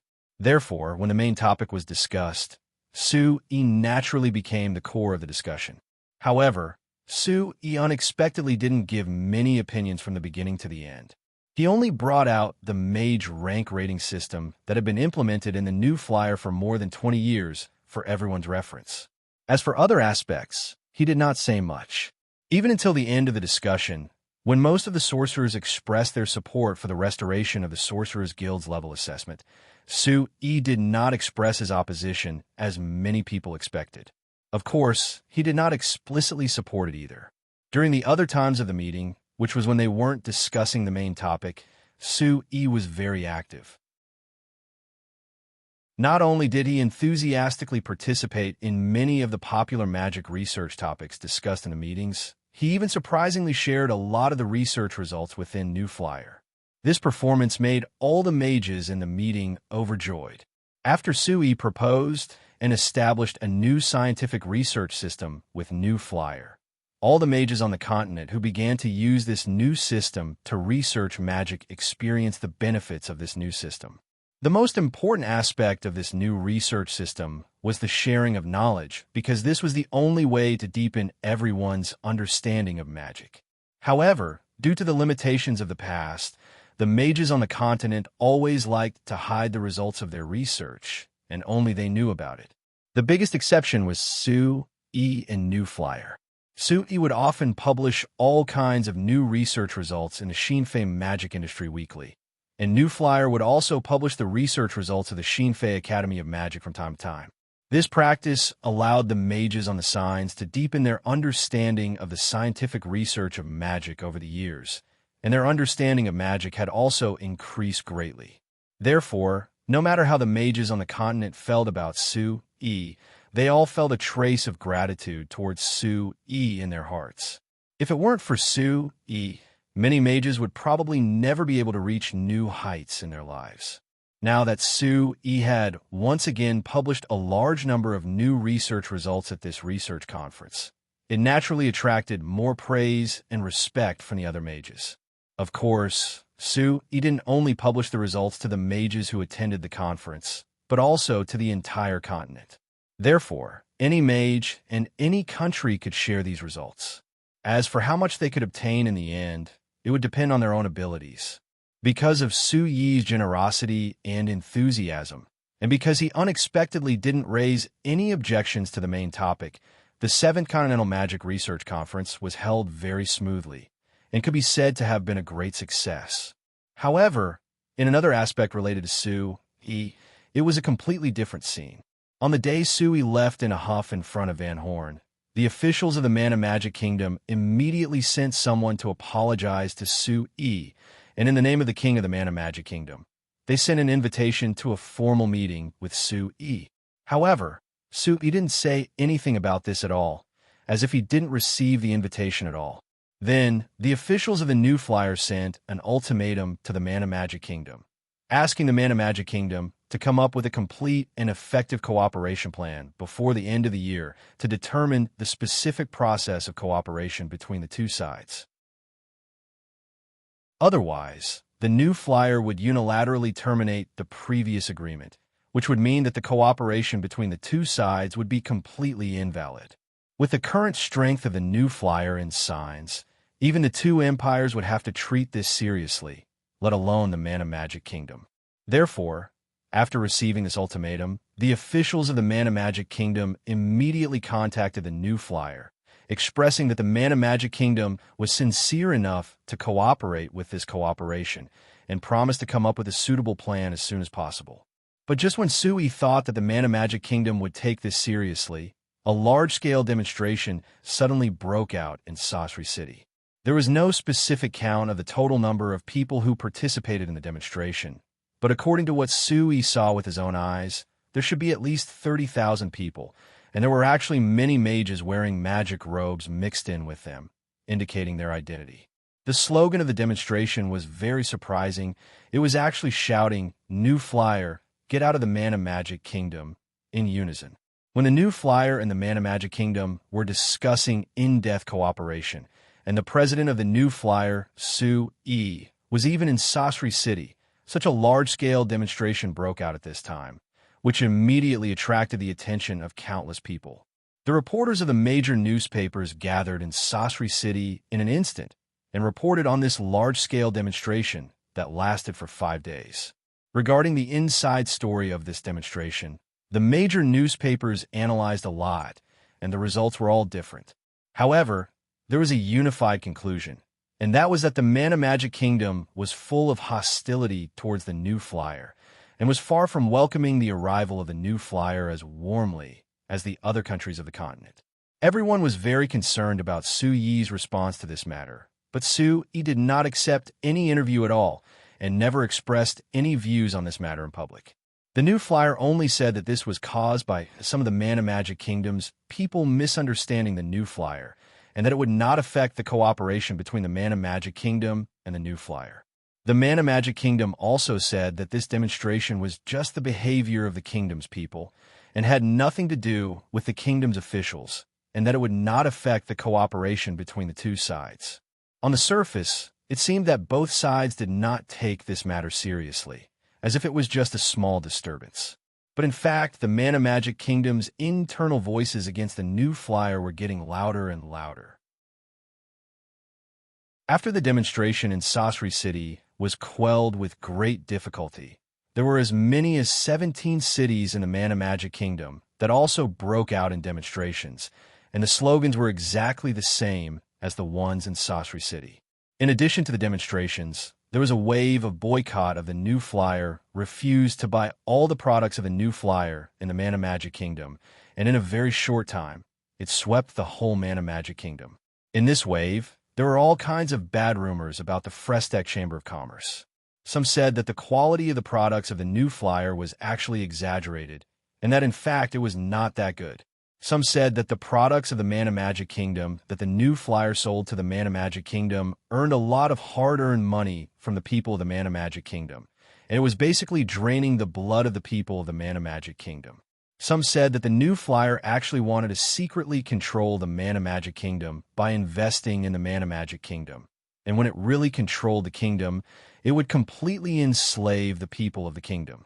Some even said that all the products of the New Flyer were actually hidden mechanisms, and after using them for a long time, they would be controlled, and some said all kinds of outrageous rumors not only swept the Mana Magic Kingdom, but also spread to other countries through various newspapers, so that there were some waves of boycotts of the New Flyer products in other countries. Fortunately, other than the Mana Magic Kingdom, the influence of the New Flyer on most of the other countries was much greater, and it was easy to dispel these rumors through the magic illusions broadcast to the public through major newspapers and magic projection devices. But in the Mana Magic Kingdom, the situation was almost out of control. However, when everyone's eyes were focused on the New Flyer, waiting for the New Flyer to come up with a solution, the New Flyer suddenly made an announcement to the public. The new flyer completely withdrew from the Mana Magic Kingdom. Chapter 1183. With a great improvement in transportation and communication brought by the Shinfei Chamber of Commerce, the speed of information transmission in the signs was many times faster than before. When a news of new flyer announcing the launch of the Mana Magic Kingdom was announced, it spread to almost every corner of the signs in just 2 days. When everyone heard this news, their first reaction was shock, and their second reaction was doubt. New flyer actually announced that they were withdrawing from country? Why was this? Ever since New Flyer was established, President Su had always claimed that he wanted to expand the magic industry to the entire continent, and he and the New Flyer led by him had indeed done so. Especially in the past 10 years, although New Flyer had defeated 2 empires and gained a high status in the signs, Su and the New Flyer rarely interfered with other matters and only focused on developing the magic industry. Therefore, in the past 10 years, New Flyer had cooperated with almost every country in the continent in the magic industry and constantly showed the results of their own research to the outside world so that other countries could develop quickly and smoothly. If not for this, Signs wouldn't have been able to develop the magic industry so quickly in just 10 years. But now, New Flyer actually announced that they were withdrawing from the Mana Magic Kingdom. Why do they do this? Could it be that because there was a wave of opposition against New Flyer in the Mana Magic Kingdom, New Flyer chose to retreat? What a joke. With New Flyer's current status in the continent, as well as New Flyer's powerful influence and military strength, even if New Flyer wanted to destroy the Mana Magic Kingdom, it wouldn't be a problem. How could they choose to retreat in the face of a wave of opposition from some commoners? Not only was this not in line with the New Flyer's current status, it was also not in line with the personality of the New Flyer's president, Su. It must be known that in the history of New Flyer, whenever there was a situation against the New Flyer, Su Yi's choice had always been to face the difficulties head-on and give a very tough response. What's more, this was only a wave of opposition from the Mana Magic Kingdom. The officials of the Mana Magic Kingdom had never expressed any intention to oppose the New Flyer. They had even publicly explained the wave of opposition in the country many times, saying that it was just a civil action and would not affect the relationship between the Mana Magic Kingdom and the New Flyer. Although no one would believe the official explanation of the Mana Magic Kingdom, since they had shown such an attitude, it meant that at least the Mana Magic Kingdom was willing to cooperate with New Flyer. Of course, there were also many people who guessed that this was simply the wave of opposition from the Mana Magic Kingdom that angered Su, causing the New Flyer to make this decision. When the wave of opposition happened, Su just happened to be in the Mana Magic Kingdom to participate in the 7th Continental Magic Research Conference. And the Mana Magic Kingdom just happened to have a wave of opposition that almost swept the whole country at this time, and it was getting more and more intense. If there was no real power behind the Mana Magic Kingdom behind it, no one would believe it at all. Many people even concluded that the Mana Magic Kingdom's officials were behind this. As for the purpose, it was probably to use the voices of opposition in the kingdom to obtain the leadership of the cooperation with the New Flyer, or some other purpose. But no matter what the purpose was, it was clear that Su had seen through this point. So he simply announced that the New Flyer would completely withdraw from the Mana Magic Kingdom to express his anger. If the New Flyer really completely withdrew from the Mana Magic Kingdom, of course, it would lose a lot of benefits from the Mana Magic Kingdom. But in comparison, it was clear that the Mana Magic Kingdom's losses were countless times greater. Now in the signs, every country was extremely eager to cooperate with the New Flyer so that they could obtain a lot of help from the New Flyer, so that they could vigorously develop their own magic industry. If there was no New Flyer, then it would be almost impossible for them to develop quickly by themselves. But in the current signs, if the magic industry didn't develop well, it meant that the whole country would fall far behind. Even if the Mana Magic Kingdom could be regarded as the 3rd largest country in the signs, and its national strength could be said to be very strong, but if it still couldn't keep up with the development of the times, then it wouldn't have a good ending. So when the news of a New Flyer's withdrawal from the Mana Magic Kingdom spread, countless pairs of eyes focused on the New Flyer. Everyone wanted to see clearly to what extent the new flyer was planning to go. No one believed that the new flyer would really completely withdraw from the Mana Magic Kingdom, because not only did this go against Su Yi's principle of fully developing the magic industry in the continent, but it would also cause the new flyer to lose the huge market of the Mana Magic Kingdom, which was also a very serious loss. The new flyer's public announcement was obviously more of a threat to the Mana Magic Kingdom. But the following development was once again greatly beyond everyone's expectations. After the announcement was made, the new flyer didn't hesitate at all and began to implement this announcement. First, the new flyer's branches in the Mana Magic Kingdom were all closed at the same time, and then the factories were all stopped one after another, and they were all resold. The new flyer's industry was of course the best in the signs, so these factories and branches were quickly sold off one after another, and then a large number of new flyer's personnel in the Mana Magic Kingdom left the Mana Magic Kingdom one after another. After that, the new flyer stopped all cooperation within the Mana Magic Kingdom. They either directly withdrew or transferred their own parts to other chambers of commerce. In short, they were all cleanly withdrawn and nothing was left. It was reasonable to say that the new flyer had already penetrated all aspects of the Mana Magic Kingdom, and it was involved in more than tens of millions of things. It could be said that it was a very difficult thing to fully withdraw. But the new flyers seemed to have this plan a long time ago, and it looked like they were already prepared. All the withdrawal matters were carried out in an orderly manner, and the speed was unexpectedly fast. Although it wasn't that simple for such a large chamber of commerce to completely withdraw, it would take at least 1 or 2 years to completely withdraw. However, the actions of the Xinfei Chamber of Commerce had clearly shown their attitude to everyone. The new flyer really did want to fully withdraw from the Mana Magic Kingdom. It wasn't a joke, nor was it a false threat. For a time, apart from the Mana Magic Kingdom, almost the entire continent was speechless. Why did the new flyer do this? Hashtag, Dad, what is the reason?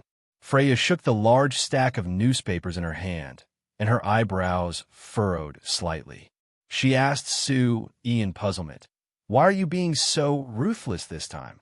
Is it that ruthless?" Su Yi asked with a smile. "Since the people of the Mana Magic Kingdom don't welcome our Chamber of Commerce, then I'll withdraw the Chamber of Commerce. Isn't this fulfilling their wishes?" Freya glared at Su Yi in annoyance. "Dad, can you stop joking around? This kind of childish behavior, I don't believe you're capable of doing it." "You think I can't do it?" Su Yi raised his eyebrows. "You should ask your mother more often, and let her tell you how often I throw tantrums."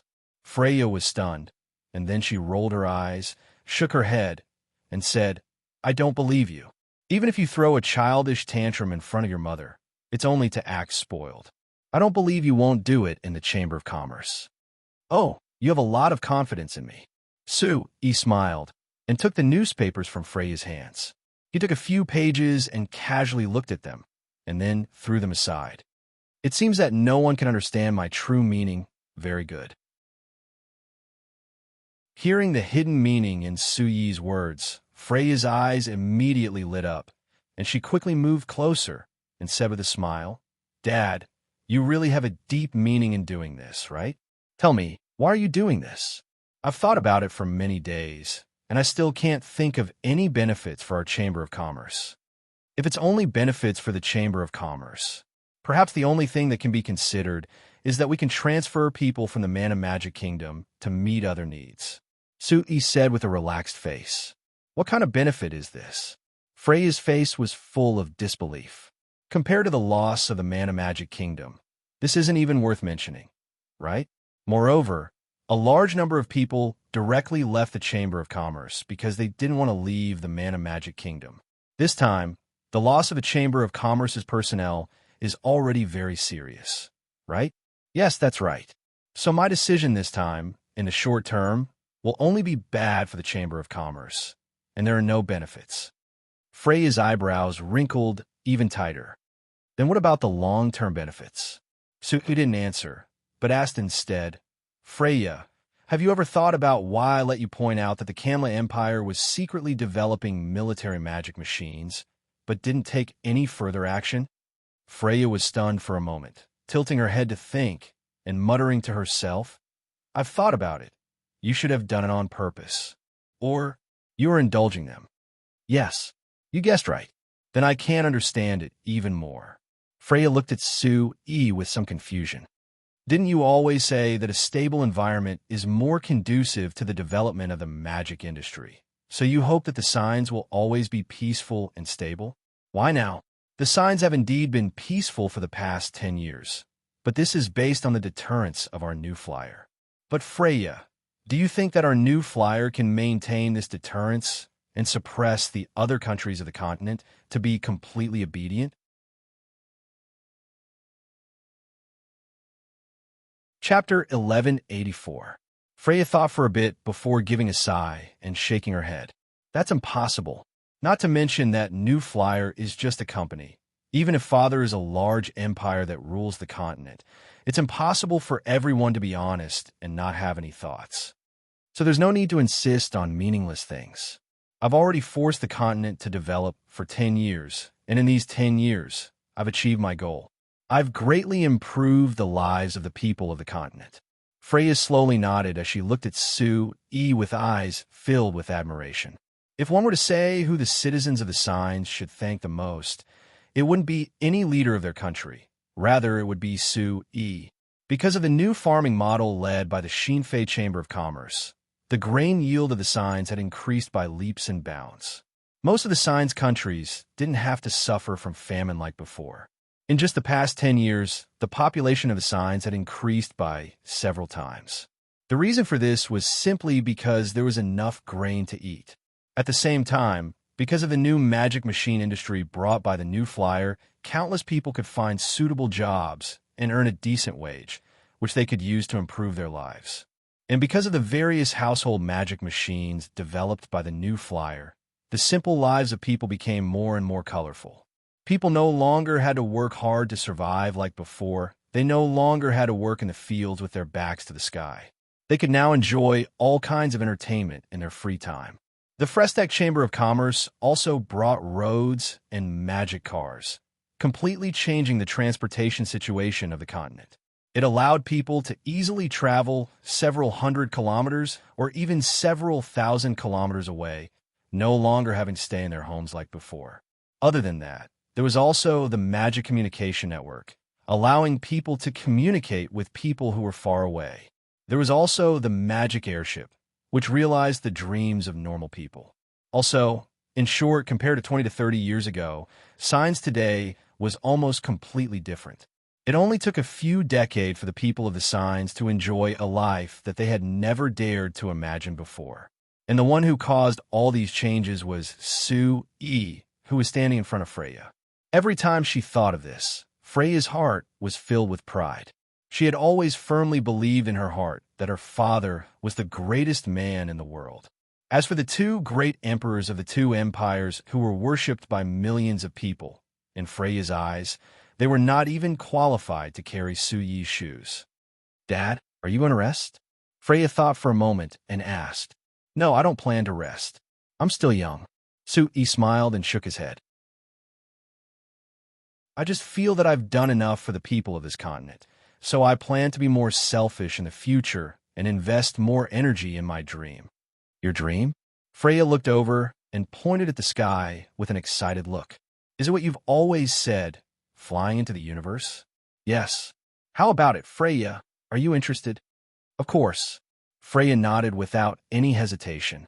"You've told me since I was young that outside the sky, there is a universe that is countless times bigger than this world. Your dream is to explore the universe, and my dream is to explore it with you. It's best if you don't rush." He shook his head. "You're still young. Just this world is enough for you to explore for a long time." "Humph! You really want me to stay and take over the company?" Freya gave a dissatisfied snort. He couldn't help laughing. "I didn't say that. You're thinking too much. I just want to tell you that even now, you haven't even explored this world enough, so there's no need to rush into exploring the universe. For example, have you been to the Demon Cloud continent? You're the one who didn't let me go." Freya gave Sue an angry look, but then her eyes widened and she looked excited. "Do you mean You're allowing me to go to the Demon Cloud continent? There's no plan for this in the near future. He shook his head, then met Freya's disappointed eyes and added, but before you turn 25, I'll take you to the Demon Cloud continent to see it, and I'll take you to several other continents. Even, I'll take you to the northernmost and southernmost points of this world, so you can see the most dangerous glaciers and experience the coldest climate. How about it? Are you scared? Freya laughed mischievously. You're a dog if you're afraid. After chatting with Sue for a while, Freya still didn't forget her initial question and asked, Dad, you still haven't explained it clearly. You want to work hard for your dreams, that's fine, but this doesn't seem to have much to do with what you've done during this time, right? I've already said that I don't want to continue to insist on meaningless things. I've already laid the foundation for the people of this continent. What happens next is their own choice. I won't forcibly interfere. In other words, you're going to wash your hands of it? What about the Chamber of Commerce? Freya asked again. I didn't say that I'm going to completely ignore the Chamber of Commerce. Don't worry, with our new flyer's current status on the continent, unless we make the most wrong choices, we will always be one of the top chambers of commerce on this continent. Freya looked at Sue in confusion. Wasn't withdrawing from the Mana Magic Kingdom the most wrong choice? In fact, this is also to once again prove to the people of the continent how important the magic industry is to them. Suyi's face flashed a dangerous smile. Those who still want to stubbornly resist and go against this era will only receive the most severe punishment. Hashtag. If it was just based on the surface, the Frestech Chamber of Commerce's withdrawal had an effect on the Mana Magic Kingdom other than a large drop in reputation. It wasn't that serious. Although New Flyer withdrew, they still left the Mana Magic Kingdom with a basically perfect magic industry system. This allowed them to ensure self-sufficiency in most industries, and even in places that were completely inseparable from New Flyer. After New Flyer withdrew, a large number of chambers of commerce from other countries swarmed in. They took the opportunity to seize the vacated market. Due to the fierce competition, the Mana Magic Kingdom was able to benefit from both sides and gain a lot of benefits. This phenomenon was deliberately promoted by some people with ulterior motives inside and outside the Mana Magic Kingdom. This made the withdrawal of New Flyer seem insignificant. For a while, the Mana Magic Kingdom even had a wave of victory in their resistance. They said that resisting New Flyer was the right choice. They fought for the Mana Magic Kingdom's most important resources, so that they wouldn't fall into the clutches of New Flyer. This theory seemed very reasonable at first glance and received the support of quite a few people. However, not long after, the Mana Magic Kingdom suffered a blow to the head. At the beginning of February 3815 of the Continental Calendar, the Mana Magic Kingdom and the neighboring Insfran Kingdom were fighting over a magic crystal mine on the border. At first, this was only a small conflict on the border that caused some casualties. But then the conflict kept escalating for various reasons, finally turning into a direct confrontation between the border guards of the two countries. The result of the battle was that both sides suffered injuries, but it wasn't too serious. Because normally when this kind of situation occurred, New Flyer would send out a warning, hoping that both sides would stop and negotiate. However, this time, New Flyer didn't say a word, like this matter didn't happen at all. After everyone recovered from their shock, when New Flyer announced that they were withdrawing from the Mana Magic Kingdom, they said that they wouldn't have any relations with the Mana Magic Kingdom in the future. Then this conflict involving the Mana Magic Kingdom's border was something that New Flyer wouldn't care about. After half a month of peace, the Insfran Kingdom's border guards suddenly moved out and attacked the Mana Magic Kingdom's border. Although the Mana Magic Kingdom reacted quickly and immediately organized a counterattack, after the two sides fought on the border for 3 months, the Mana Magic Kingdom began to show signs of being defeated. This result surprised many people. Because from a normal point of view, the Mana Magic Kingdom should be stronger than the Insfran Kingdom by quite a bit. Perhaps the Insfran Kingdom would gain a bit of an advantage, but if they kept fighting, they wouldn't be able to beat the Mana Magic Kingdom. But the fact was that the Mana Magic Kingdom gradually couldn't hold on, and after 4 months of fighting, They retreated for the first time, giving the magic crystal mine that they were fighting over to the Insfran kingdom. The Insfran kingdom didn't take this chance to expand their gains and chose to negotiate with the Mana Magic kingdom.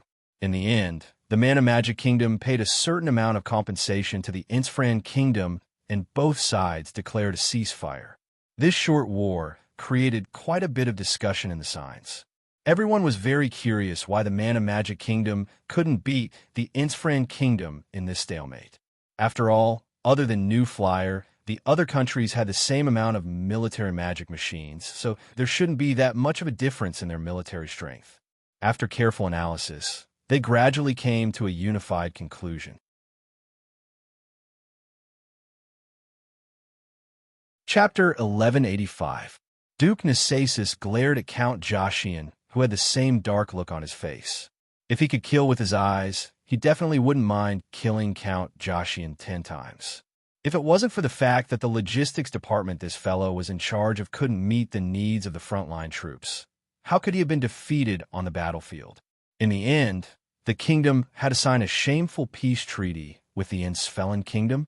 Count Joshian could naturally feel the hatred in Duke Nasasis' eyes, but he could only remain silent with a bitter look on his face. As the logistics manager of the Mana Magic Kingdom's army, not being able to guarantee the supplies of the frontline troops was a responsibility that he couldn't escape from, so he couldn't refute it. But this time, he really couldn't do anything. No one would have thought that New Flyer's withdrawal from the Mana Magic Kingdom would have such a large effect on the Mana Magic Kingdom. It far surpassed his expectations and everyone's expectations. The main reason why the kingdom didn't benefit from the war with the Insfelan kingdom was because of the logistical problems. There were many reasons for the logistical problems. Let's give a simple example. After the war began, in order to transport large amounts of supplies to the front lines, the Mana Magic Kingdom's roads could be said to be in a state of overload. This kind of overload naturally created all kinds of problems. For example, there was a road that was damaged and seriously affected the transport speed. For example, there was a bridge that collapsed in the middle, causing 2 large transport magic cars to fall into the river and blocking several transport convoys. For example, in the transport fleet of the logistics department, there were quite a few transport magic cars that had malfunctioned during transport. However, because they lost the Frestec Chamber of Commerce's technicians, the malfunctions couldn't be solved at all. Even because of New Flyer's withdrawal, these transport magic cars that came from New Flyer couldn't find any suitable parts to repair. For example, and this was only the problem of logistics and transportation. In terms of logistics, because of New Flyer's withdrawal, there were large problems. For example, the cotton garment factory that was responsible for the supply of winter jackets for the frontline troops was mainly a cooperative venture between the Mana Magic Kingdom and the Armani Chamber of Commerce.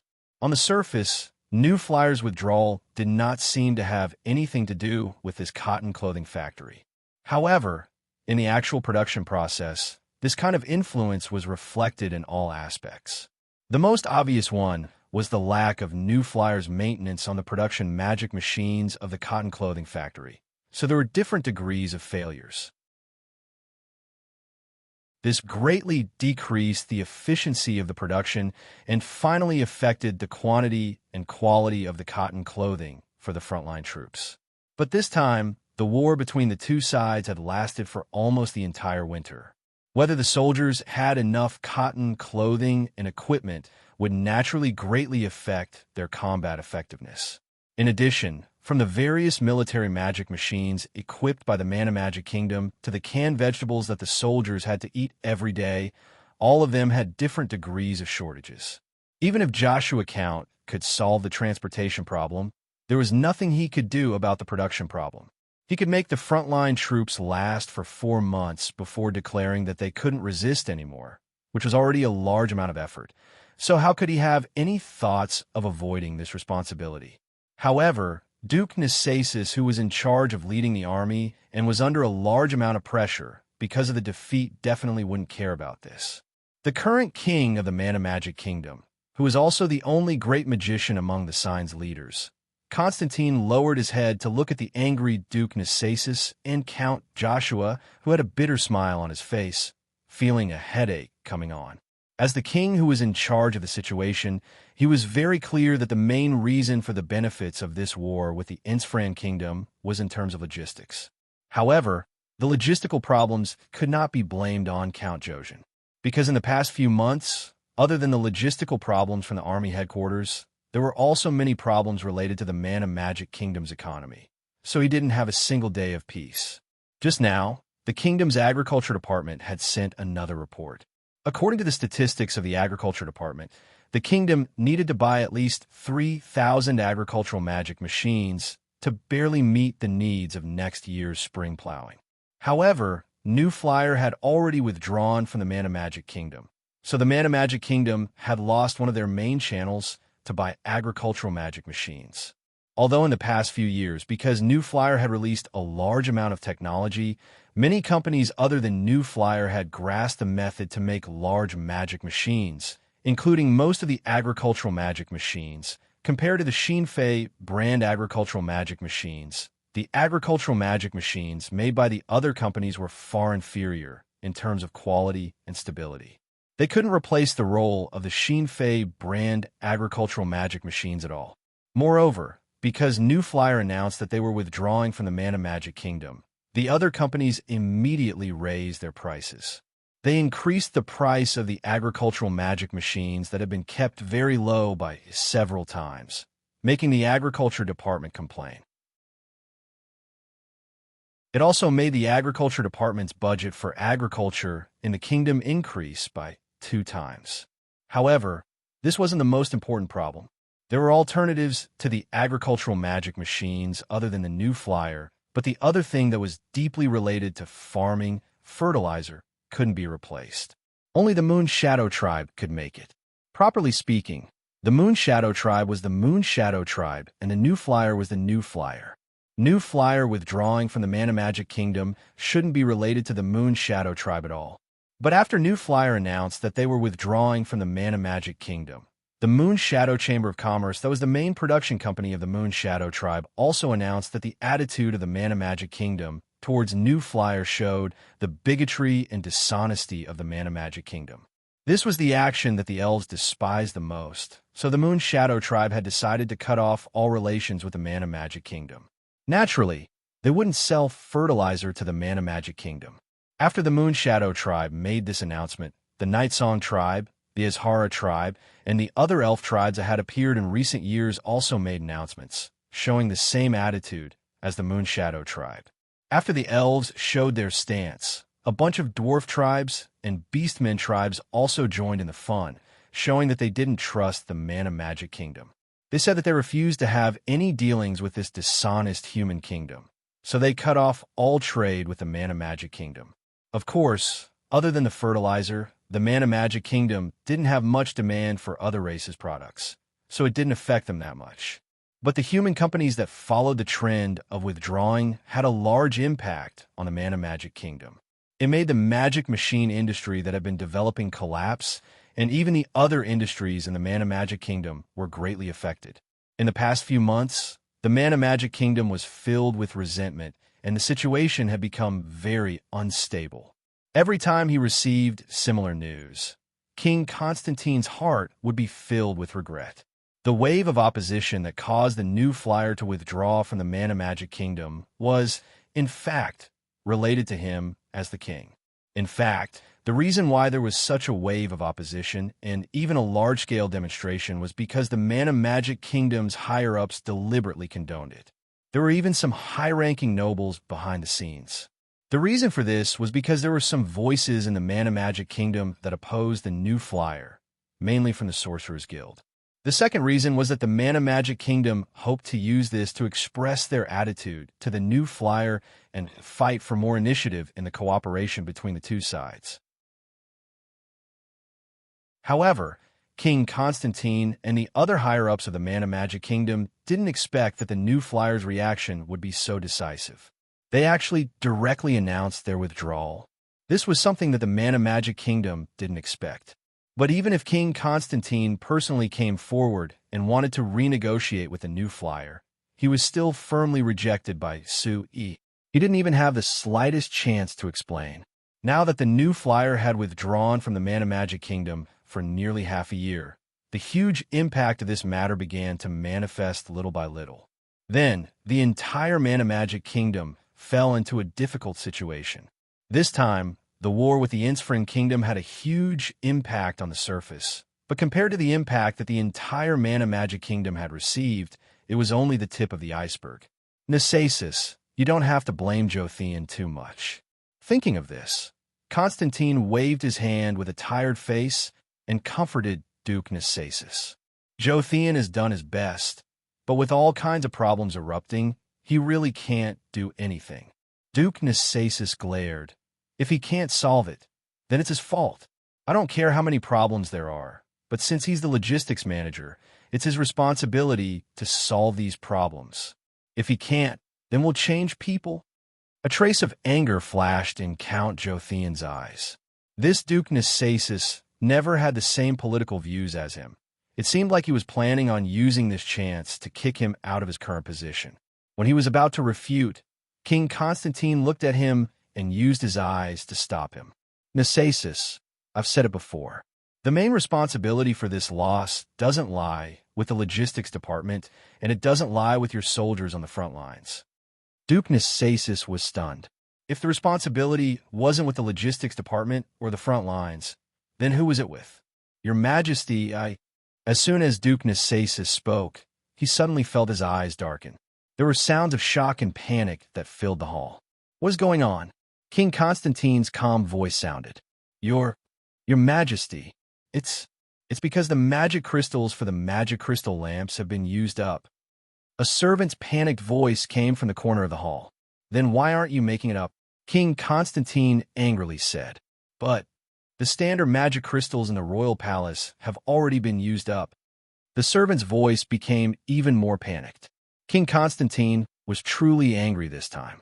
You knew it was going to be used up, so why didn't you make it up earlier? Your Majesty, that standard magic crystals can't be bought in the kingdom anymore. How could it not be bought? King Constantine had only reprimanded half a sentence when he suddenly thought of something. Although New Flyer didn't have many products other than the military magic machines, there was one thing that didn't stand out but was very important that was produced by New Flyer. That was the standard magic crystals that all magic machines used. Thinking of this, King Constantine fell into silence. For a while, there was only the heavy breathing of King Constantine's group of 3 left in the dark hall, but it was unknown what the 3 of them were thinking.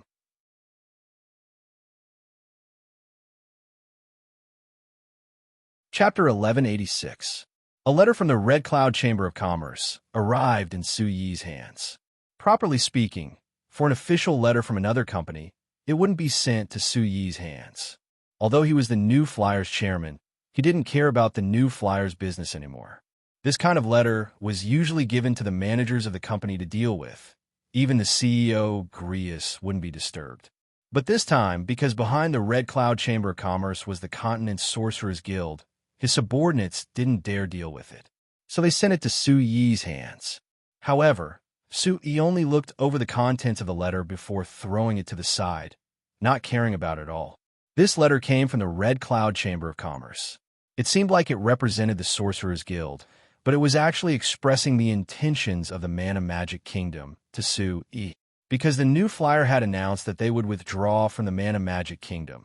If the Mana Magic Kingdom contacted the New Flyer, they would definitely ignore them. So it was normal for the Sorcerer's Guild, the most important supporter of the Mana Magic Kingdom, to convey this message. In this letter, the Red Cloud Chamber of Commerce only mentioned one thing. They hoped that they could increase their cooperation with the New Flyer in terms of agricultural magic machines, as well as wanting to buy more high-end agricultural magic machine technology from the New Flyer. They also expressed that they were willing to pay a sufficient price for this. At first glance, this letter seemed very normal. There were at least 800 companies that wanted to cooperate with the New Flyer, so it wasn't strange for the Red Cloud Chamber of Commerce to appear. But in reality, Su Yi was very clear that the Red Cloud Chamber of Commerce, or rather the Sorcerer's Guild, was just standing up for the Mana Magic Kingdom. Behind the Red Cloud Chamber of Commerce was the Sorcerer's Guild, and the Sorcerer's Guild didn't have that much land, so why did they care about agricultural magic machines? Of course, it was for the Mana Magic Kingdom.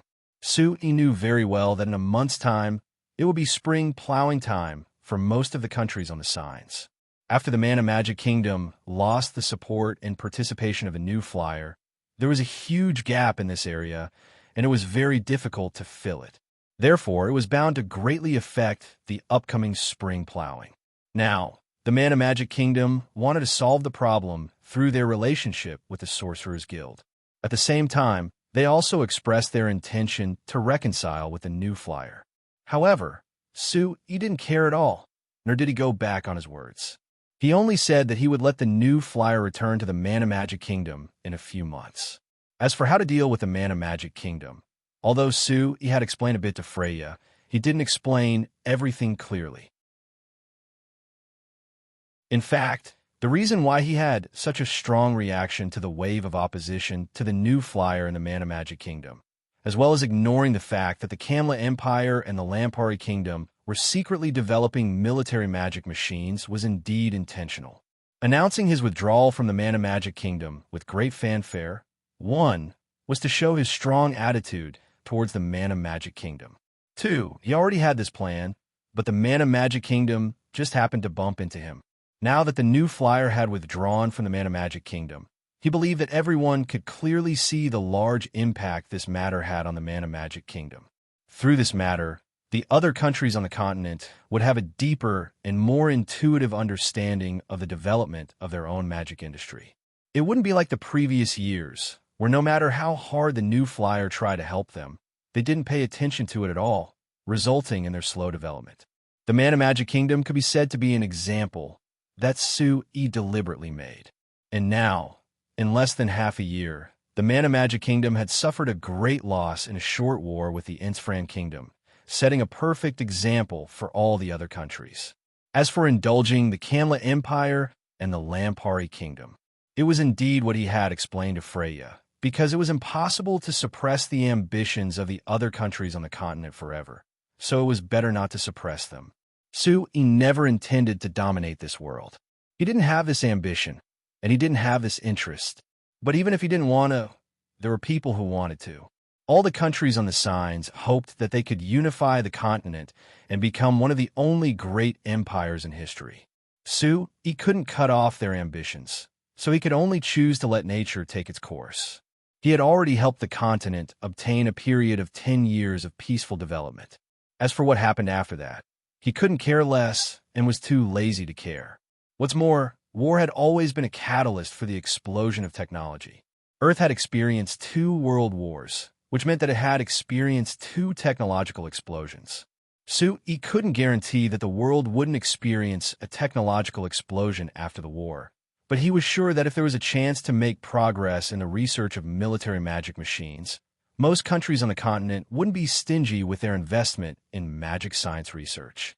And this was the real reason why he told Freya that he wanted to be more selfish in the future. If the major countries were allowed to develop military magic machines, it was bound to make the situation on the signs unstable, which would bring turmoil and even disaster to the people on the continent. However, he wasn't a saint, nor was he a god.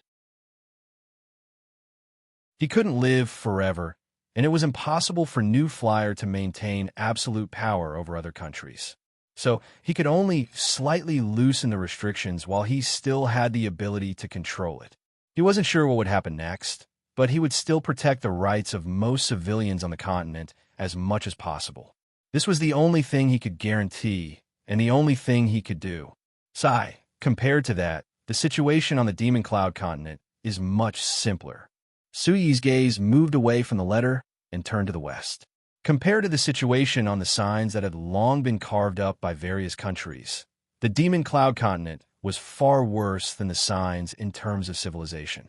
Plus, the ones who had been in a dominant position before were the very backward goblins, so it was actually much easier to deal with than the signs. The Frestac Chamber of Commerce had started developing the Demon Cloud continent 10 years ago. Now that they had invested in it over the years, with the powerful battle strength of the Frestac Chamber of Commerce's guards, they had already beaten the gnomes to a pulp. They had opened up a very wide area on the Demon Cloud continent. Compared to the New Flyer, the indigenous races on the Demon Cloud continent couldn't even resist the goblins, so it was naturally impossible for them to resist the New Flyer. And compared to the goblins who only brought destruction, the New Flyer brought these indigenous races a better life and more far-reaching development prospects. As a result, the New Flyer obtained the full support of almost all the indigenous races on the Demon Cloud continent. It held all the rights in the ruling area and could do whatever it wanted. Of course, the New Flyers doing whatever it wanted was in fact just to develop the magic industry on the Demon Cloud continent and take root there. Due to the absolute rule of the New Flyer and the absolute support of the indigenous races, the New Flyer's development on the Demon Cloud continent far exceeded that of the Signs. In just more than 10 years, the New Flyer had even built a magic industry system on the Demon Cloud continent that was as perfect as the Signs. It could be said that the speed was amazing. And although the civilization on the Demon Cloud continent was backward, the resources were not worse than those on the Signs. Therefore, after the New Flyer took root, it could rely on the rich local resources to become self-sufficient. If a few years ago, the New Flyer still needed to continuously transport a large number of materials from the Signs to the Demon Cloud continent for support, then in recent years, the Demon Cloud continent was able to continuously transport a large number of resources to the New Flyer on the Signs. It could be said that the New Flyer's investment on the Demon Cloud continent had already received extremely rich returns. And it was precisely because the New Flyer had already obtained a strong foundation on the Demon Cloud continent that Sue-E made the choice to let go of the Signs. When there was another equally vast land that could make it easier for him to realize his dreams, then being selfish and not interfering with the affairs of the Signs became a reasonable choice. As for what the Signs would become, he could just watch coldly from the sidelines. Of course, the premise is that I still have enough power in my hands. Sue-E narrowed his eyes and thought, then turned and left the private manor. Half an hour later, he appeared in a barren mountain to the north of the New Flight Commerce main base. From the top and the surroundings of this barren mountain, there was nothing strange about it. It was no different from any other barren mountain. But if one walked over personally, they would find that the outside of this barren mountain was shrouded in a huge magic shield. At the same time, this magic shield also had an illusion attribute, covering all the food inside. This special magic shield was, of course, slightly modified from the magic shield unique to the Elven clan. It could almost perfectly block all external peeping. If one wanted to enter this magic shield, one had to have super strong strength and be able to directly break it. But this was impossible because this magic shield was able to defend against a super strong attack of more than 100,000 watts. It was simply impossible for an individual to achieve this level of attack. Or one had to master a special method to enter this magic shield, which could also be called a string of magic codes, to be able to enter smoothly. And only Sue-E and a few higher-ups of the New Flyer could master the magic codes. Even the ordinary staff inside did not know about it. One had to know that, without permission, the ordinary staff could not even enter and leave at will. This showed how strict the security measures were. But when Sue-E went through several procedures and finally entered the magic shield, he saw a towering thing in the valley. It was several stories high and looked like a huge warhead. Once again, he was sure that it was reasonable to use such strict security measures.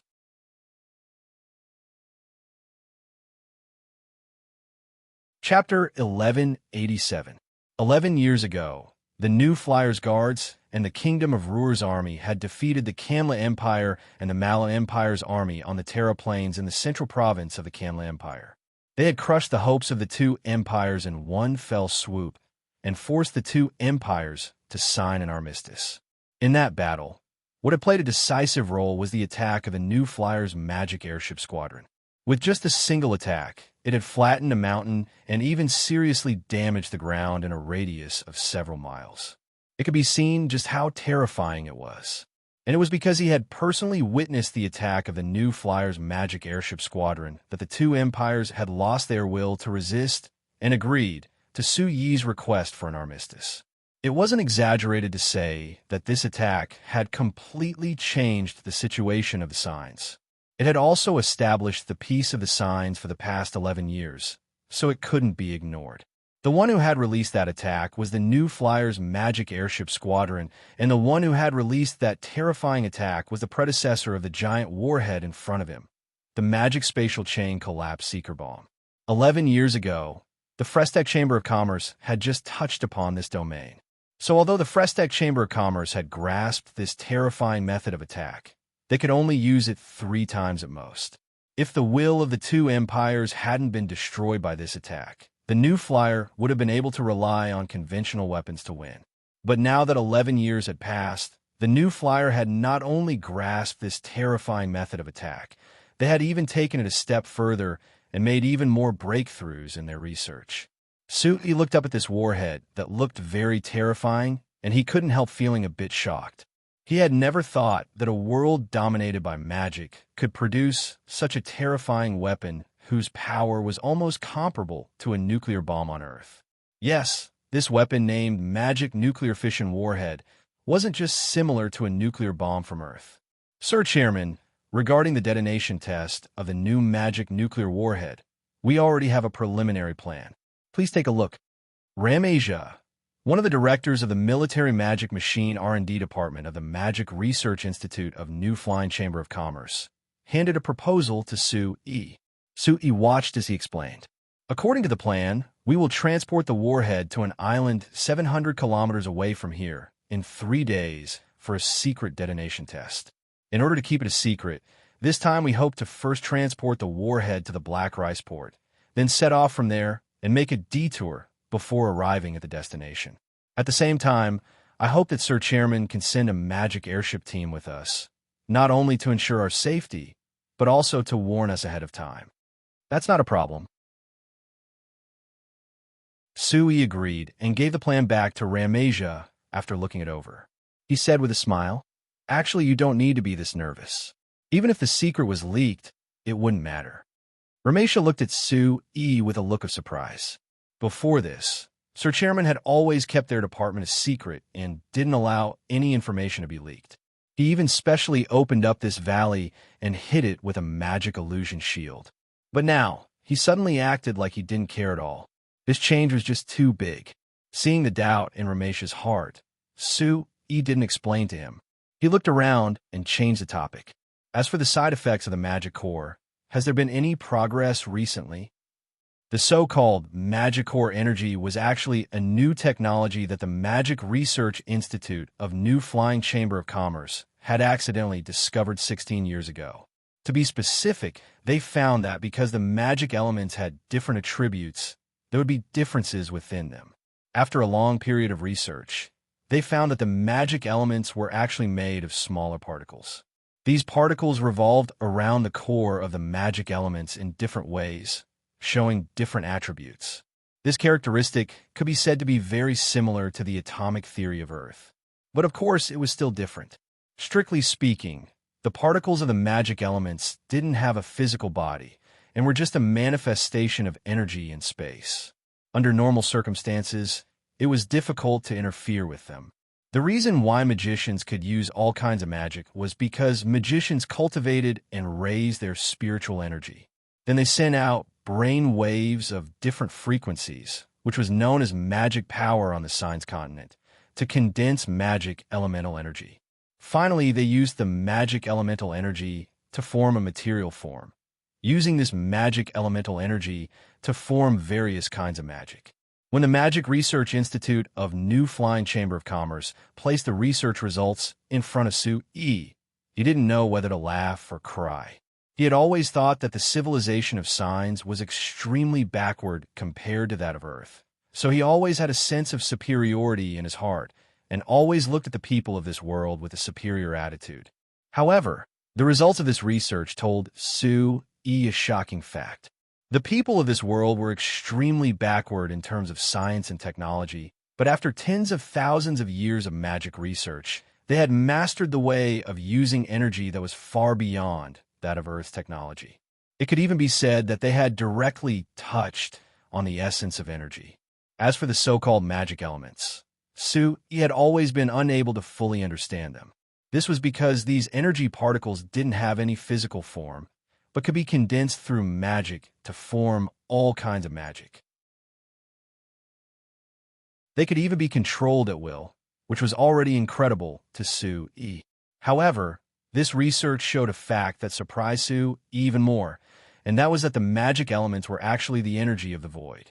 They were originally the most basic energy particles that built this world, and could be said to be everywhere and endless. Magic was, in fact, a way to directly extract the energy of the void and use it. This ability was far from the level of science and technology on Earth, but the seemingly backward signs could easily use it. However, what really made Sue speechless was that the people of signs didn't even realize this problem. Because of the lack of a proper scientific concept, to the people of signs, magic was just like the legendary witchcraft on Earth. Only a few people could master it, and it had magical effects, but no one knew the true principles behind it. Therefore, even though the people of signs didn't know how the magic civilization developed in the beginning, and almost immediately had the most powerful and most potential way of using energy, they had always deviated from the path and only focused on the most meaningless aspect of the way of using energy, in Sue Yi's opinion, the destructive power. Of course, the people of signs couldn't be blamed for this. They didn't know how they inadvertently mastered magic, and under the circumstances where they didn't have a basic theory, they naturally focused on the most magical aspect, which naturally led to the development of the way it was now. Sue Yi's current mission was to use the scientific view of magic that he had constructed to study magic thoroughly from its roots, so that magic would no longer be a mysterious thing that a lot of mages didn't know how to use. It would become a truly powerful weapon in the hands of people in this world. The energy of the magic core was an unexpected discovery during this research process. When the magic elements were disturbed by a certain high frequency of magic, there might be a temporary separation between the magic element's core and the external particles that represented the attributes of the magic element. This phenomenon was known as the magic core stopping. And during the process of the magic core stopping, it would explode with an abnormally terrifying amount of energy. When this happened for the first time, it was only a very small area where the magic nuclei stopped rotating, and it directly turned an entire research room into ashes. After many detailed studies, New Flyer finally understood the principle of this energy generation and was able to control the explosion of the magic core's energy at will. But the explosion of the magic core's energy had some side effects. One of the biggest effects was that after the magic core's energy exploded, it would cause the magic space within the explosion to be in a state of complete chaos for a long time, almost forming a completely isolated and sealed chaotic magic space. The chaotic state within this magic space was extremely serious, and even a mage like Sue Yi, who was at the level of an archmage, couldn't enter at will. And if one wanted to eliminate this chaotic space without external interference, they could only let the surrounding magic space gradually digest it over a long period of time. But if they wanted to use external interference, they would have to pay a huge price, and it was also not a small risk. Therefore, New Flyer didn't actually conduct much practical research on the magic core's energy. Even if they did, they would choose to do it in a more remote place that wouldn't affect anything. If they continued to stay in the Academy of Magic to conduct experiments, it wouldn't be long before the entire Magic Research Institute of New Flying Chamber Commerce could no longer stay. Sir Chairman, in this aspect, we still have some progress. Hearing Sue Yi's question, Ramasia revealed a slightly self-satisfied smile. Through the statistical analysis of the space data after each magic core's energy explosion, we now have a basic grasp of the law within. Just last month, we already eliminated an abnormal space through the vibration of a specific magical element. Oh, that's not bad. Sue nodded his head in approval. If we can eliminate the side effects in time every time, then this thing can be considered to be truly under our control. Yes, Ramasia responded. She hesitated for a moment, but then revealed a trace of doubt. But we've discovered a problem in our research.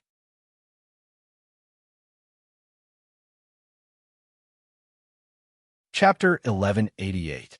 What's the problem? Sue, he looked at Ramasia with interest. Scientific research was never afraid of finding a problem. It was afraid that there would be no problem. Ramasia was silent for a moment, then pointed to the magic nuclear warhead standing tall in the distance, and said with some hesitation, "Sir Chairman, guess. If this warhead is officially detonated, how large of an area can it destroy?" "I should be asking you this. If you ask me, how should I answer?" Sue, he asked in return, somewhat amused. Ramasia shook his head, not knowing whether to deny Su Yi's statement or not knowing how to answer. After another moment of silence, he sighed. "If this warhead is detonated here, I'm afraid the entire valley will be turned into ashes, and no one will be able to escape." Ramasia glanced at Su Yi, paused, and then added, "Perhaps only archmages like Sir Chairman and Minter Carmilla will have a chance to survive. Others won't have the slightest chance of survival." This valley was located about 5 kilometers to the north and west of the New Flight Commerce main base, and covered an area of about 60 hectares. If a detonation here could turn the entire valley into ashes, it meant that the explosion of this magic nuclear warhead was close to 1 square kilometer. Such terrifying power was even comparable to the atomic bombs that were first developed on Earth. And if no measures were taken to deal with the chaotic magic space left behind, this area could only be untouchable for a long time and would completely become a land of death. Compared to the extremely serious effects of residual nuclear radiation after an atomic bomb explosion, this magic nuclear warhead was even more terrifying. Hearing Ramasia's meaning, Su Yi's expression became serious. "What are you trying to say?" "I'm trying to say." Ramasia shook his head and smiled bitterly. "Sir Chairman, did we create a terrifying monster with our own hands?" Su Yi didn't answer this question, but was silent for a moment, and then pointed to himself. "Ramasia, if I use my full strength, how much damage do you think I can cause in an instant?" Ramasia froze for a moment, then replied without hesitation, "With your current strength, the destructive power you cause will only be more terrifying than this magic nuclear warhead." "That's right." Su Yi smiled again. "Look, no matter how terrifying the power of this warhead is, it's only comparable to the destructive power of an archmage, or even slightly inferior. Magisters have existed on this continent for tens of thousands of years. What are you afraid of? But, at most, there are only a few dozen magisters. As for this magic nuclear warhead, as long as the experiment is successful, we can make hundreds or even thousands of them." "That's exactly what I need," Su Yi said seriously. "I want to drive the mages out of the battlefield, and even archmages are no exception. What I'm relying on is power that surpasses that of an archmage. These magic nuclear warheads are just enough to meet my requirements. As for your concerns, I can understand. It's just that in Ramasia, it's never the power or the weapons themselves that cause disasters, but the people who wield these powers and weapons. Do you understand what I mean?" Ramasia was silent for a while, then turned to look at the magic nuclear warhead and slowly nodded, seeming to accept Su Yi's words. However, from the expression on his face, he still hadn't completely thought it through. Su Yi wasn't surprised that he would have such a reaction. The magic nuclear warhead was such a terrifying thing that could rival an archmage, but now it was in the hands of ordinary people. Of course, it would give rise to strange emotions in the hearts of ordinary people like Ramasia. In reality, only he, the person who understood the most, would have such emotions. On the contrary, the workers and ordinary researchers under him wouldn't think so much. Studying magic nuclear energy isn't just for magic nuclear warheads, nor is it just for weapons and war. Su Yi patted Ramasia's shoulder and comforted him. In reality, if magic nuclear energy is used for civilian use, it can play a greater role. Civilian use? Ramasia looked at Su Yi, puzzled. From the beginning, he had been asked to use magic nuclear energy on magic nuclear warheads, and had never considered civilian use. "Sir Chairman, magic nuclear energy is too violent and difficult to release slowly. I'm afraid it won't work for civilian use, right? That's only for now. As long as we continue to study it in the future, I believe we will be able to freely control this power." Sui smiled. Ramasia nodded lightly, suddenly feeling much better. After telling Ramasia a few more things to pay attention to in the experiment, Sui left the valley. After walking out of the magic illusion shield, Sui looked back at the valley that didn't seem to have anything out of the ordinary on the outside and slowly shook his head. After Ramasia left with the magic nuclear warhead, all the facilities here would be removed. The research on magic nuclear energy was very dangerous. It was not suitable to keep it next to the new flight commerce main base. Therefore, Sui had wanted to move it away for a long time. Taking advantage of this experiment, Sui planned to move the research department to a large island on the endless sea and use it as the new flyer's magic nuclear energy research and development center. Turning his gaze to the new flight commerce main base in the distance, Sui fell into deep thought. Not only did he have to move the magic nuclear energy research department, but he also had to move a series of important departments in New Flyer. However, this relocation didn't need to be so urgent. Or rather, it couldn't be too urgent. If there was news that New Flyer planned to withdraw from the signs, the entire mainland would fall into chaos. #### spring in the year 3815 of the continental calendar was as usual. When a warm wind blew across the mainland, all the countries on the mainland began their annual spring plowing. If it was several decades ago, almost everyone on the continent would participate in the spring plowing. This was because if they wanted to plant crops in the right season, it wasn't an important matter. Plowing, sowing, fertilizing, and other steps, each step required large amounts of people to participate. Usually, at this time, even the noblest king and those high and mighty nobles would take the initiative to walk down from the fields and put on a diligent farming posture to show that they valued the spring plowing. With low productivity, there was a serious lack of food production. Most people could only live in a state of famine all year round, so this was an inevitable custom. However, because of the appearance of the new flyer, it brought large amounts of agricultural magic machines. So the people of the signs didn't feel any urgency during the spring plowing. Whether it was plowing, sowing, or even fertilizing, there were agricultural magic machines that took care of it. The citizens who owned land only needed to pay a bit of money to hand these matters over to the agricultural companies, so they didn't need to care about anything. Moreover, there weren't many citizens who were willing to spend their precious time on spring plowing. After all, compared to working hard in the fields, it was better to work in a factory. The income of a single day was much higher than farming. In the signs before, farming was the destiny of most people, and there was no difference between them. But now, if the people who didn't farm weren't from the agricultural companies, they would be looked down upon by others. This was because only people who didn't have any skills would be reduced to farming, doing this kind of tiring work that didn't pay much. The magic machine industry developed in the signs, bringing countless job opportunities. For every person on the continent, as long as they had the heart, they could find a suitable job. If they didn't know anything, they could be the most basic assembly line workers. If they knew a bit about magic machines, they could become skilled workers with better treatment. If they had a bit of understanding of magic, they could enter the research department of the large companies. Perhaps with a flash of inspiration, they could bring a large profit to themselves and the company. As for those high and mighty mages, they would no longer be so arrogant as to wait for the basic guarantee from the Magic Union. They might even starve to death. Instead, they were very active in learning all kinds of new magical theories, working hard to grasp enough knowledge related to magic machines, and striving to become a famous high-level magic mechanical engineer. No one was willing to be idle, and no country was willing to be idle. However, the Mana Magic Kingdom wasn't idle, but it was completely because they were forced to. When the other countries on the continent were busy with spring plowing, the Mana Magic Kingdom was an exception.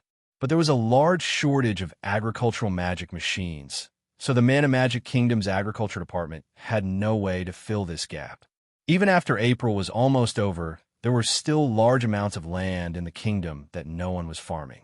The citizens who had other jobs disdained the bit of income from farming, and the farmers who didn't have jobs found that without the help of the agricultural magic machines, they had already forgotten how to farm. The Mana Magic Kingdom's agriculture department was naturally very worried about this situation because they were very clear that without enough food, there would be no peace in the kingdom. But the agriculture department couldn't force people to work. Even if they took various measures, they couldn't solve the problem. While the agriculture department and the kingdom's parliament were worried about the spring plowing, there was a new problem that came to the Mana Magic Kingdom. At the end of April, large-scale riots broke out in the 3 provinces of the Mana Magic Kingdom. The rioters directly attacked the local government, shouting for the kingdom to give them the right to work. The reason was very simple. It was because a large group of people had lost their jobs.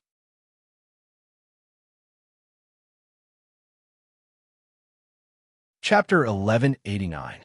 With the withdrawal of New Flyer, as time passed, the effects became more and more serious. At first, only the shops and mines related to New Flyer closed. Since they were taken over by the Mana Magic Kingdom, who had prepared ahead of time, the effects weren't that big. But with the withdrawal of the other races and the withdrawal of many companies from other countries, most of the factories that had sprung up in the Mana Magic Kingdom closed down. Even if the Mana Magic Kingdom had made a lot of preparations, letting the companies of the kingdom take over while also recruiting companies from other countries to invest, after losing the investment of New Flyer and the large companies related to New Flyer, the magic machine industry of the Mana Magic Kingdom was seriously damaged, and the related industries were affected to varying degrees. The one that was affected the most, and the one that was the most obvious, was the household magic machine industry. With New Flyer and the other companies withdrawing, the Mana Magic Kingdom couldn't even produce the most basic magic fan. If they didn't lack this component, they lacked that component. The Mana Magic Kingdom wanted to rely on their own strength to improve this system. But even though these things seemed simple, it would take a long time to accumulate technology, especially the accumulation of related talents. So no matter how hard the Mana Magic Kingdom worked, it was hard to fill these gaps. Moreover, with the effects of New Flyer withdrawing, the various companies related to the magic machine industry in the Mana Magic Kingdom found it hard to import components from other countries. At the same time, because New Flyer had given the Mana Magic Kingdom a bad faith label, the products of the Mana Magic Kingdom companies became products that couldn't be trusted in the eyes of most people on the continent. This view wasn't just limited to magic machines. Rather, it was printed on all the products of the Mana Magic Kingdom. Even the traditional products of the Mana Magic Kingdom that had close to 1,000 years of history and were famous on the continent were affected by this, and their sales fell. Like this, the companies of the Mana Magic Kingdom found it hard to produce, and it was even harder to sell. Naturally, they couldn't continue, and they all closed down. As a result, the large number of workers employed by these companies lost their jobs because of this. If this was several decades ago, or even 10 years ago, the word unemployment would be a very new word for most people in the Mana Magic Kingdom. This was because most people didn't have a proper job to begin with. They were all farmers who relied on the land to survive, so how could they lose their jobs? But in the recent 10 years, with the promotion of the magic machine industry and the signs by New Flyer, the various companies related to the magic machine industry of the Mana Magic Kingdom had these people who only knew how to work in the fields and enter the factories. They obtained jobs that gave them jobs that far surpassed their previous jobs of time and led better lives than before. But now they were unemployed. There was a saying on Earth, it was easy to go from frugality to extravagance, but hard to go from extravagance to frugality. The people of the Mana Magic Kingdom had already gotten used to their new life through these jobs, but now, because of unemployment, they lost their income and suddenly lost the foundation to maintain a good life. Of course, they weren't willing to go back to the fields and work hard. Even if they were willing, because most of the fields in the kingdom were monopolized by the professional companies under the nobles, there was no place for them to get involved. Therefore, these people lost almost all of their sources of income in an instant. So the turmoil naturally broke out. At first, it was only 3 provinces that were involved in large-scale unrest. But as the Mana Magic Kingdom didn't come up with effective solutions, the scope of the turmoil became bigger and bigger. Soon, It affected more than half of the territory. It could be said that the area affected by the wave of opposition to the Frestec Chamber of Commerce was as large as the area affected by the current wave, or even surpassing it. The Mana Magic Kingdom was originally stable and prosperous, but in the blink of an eye, it became incomparably turbulent. When the newspapers reported these events, many of them clearly pointed out that the reason why the Mana Magic Kingdom became like this was because of the new flyer's withdrawal. There were even some tabloids that said that the reason why the Mana Magic Kingdom had such large-scale chaos was because of the Frestec Chamber of Commerce behind the scenes. New Flyer didn't give any official response to this accusation, but in private, serves them right. President Cruz snorted with disdain. Who told these guys not to cooperate with you honestly? But instead, they wanted to play tricks. Now that they've tasted the consequences, it's completely their own fault. Isn't that right, Sui? Sui shook his head, feeling a little funny. In fact, he chose to have the new flyer withdraw from the Mana Magic Kingdom because he had other deeper considerations. It was just that the Mana Magic Kingdom just happened to hit the head of the spear.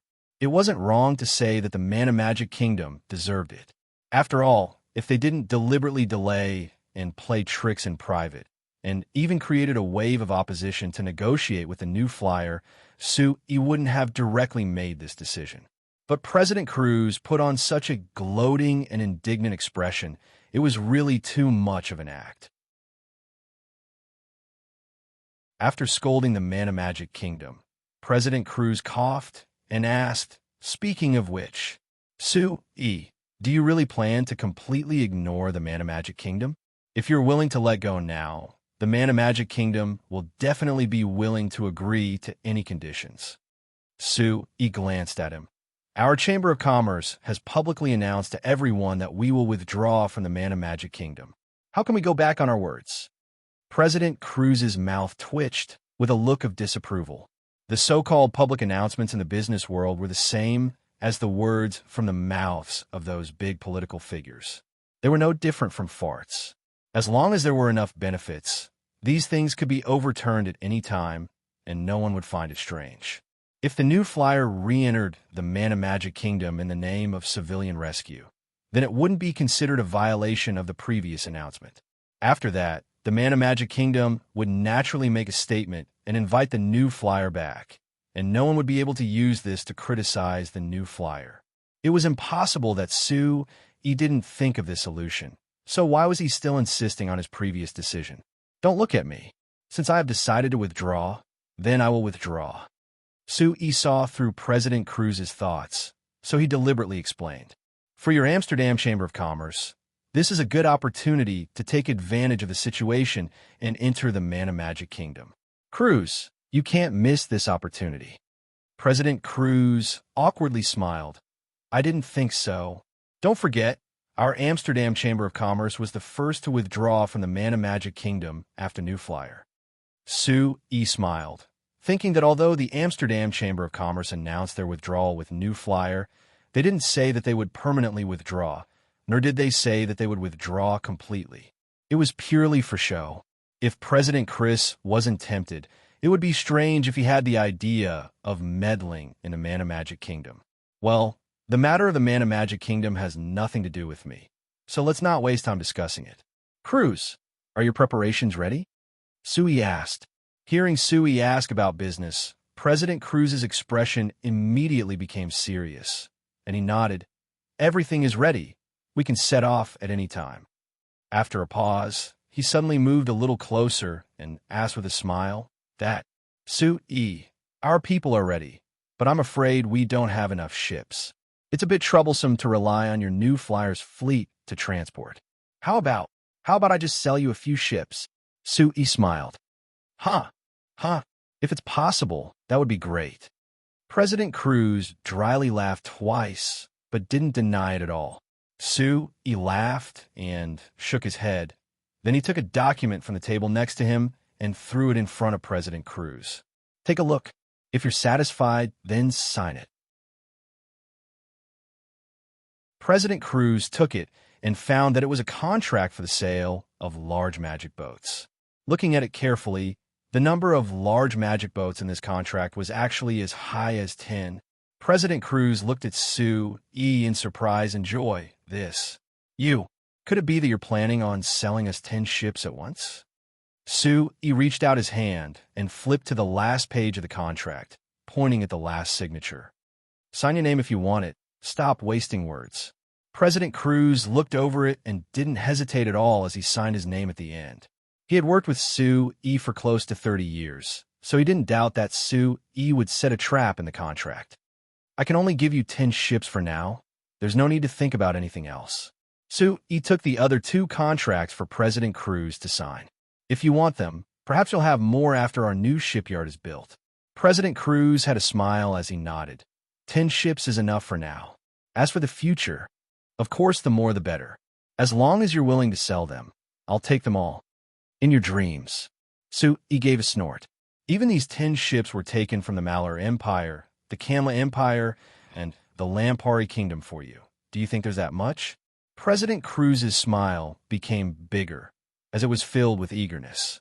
Sue E, I've always remembered how you took care of our Amsterdam Chamber of Commerce. After going to the Demon Cloud continent this time, I will definitely have my subordinates go all out and definitely won't hold you back. Actually, the situation on the Demon Cloud continent is much simpler than signs and things are much easier, so there's nothing holding you back.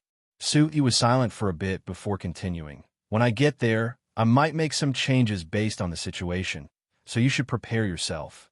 President Cruz nodded in response. When he was about to speak, he was suddenly stunned as he looked at Sue E with wide eyes. You're also going?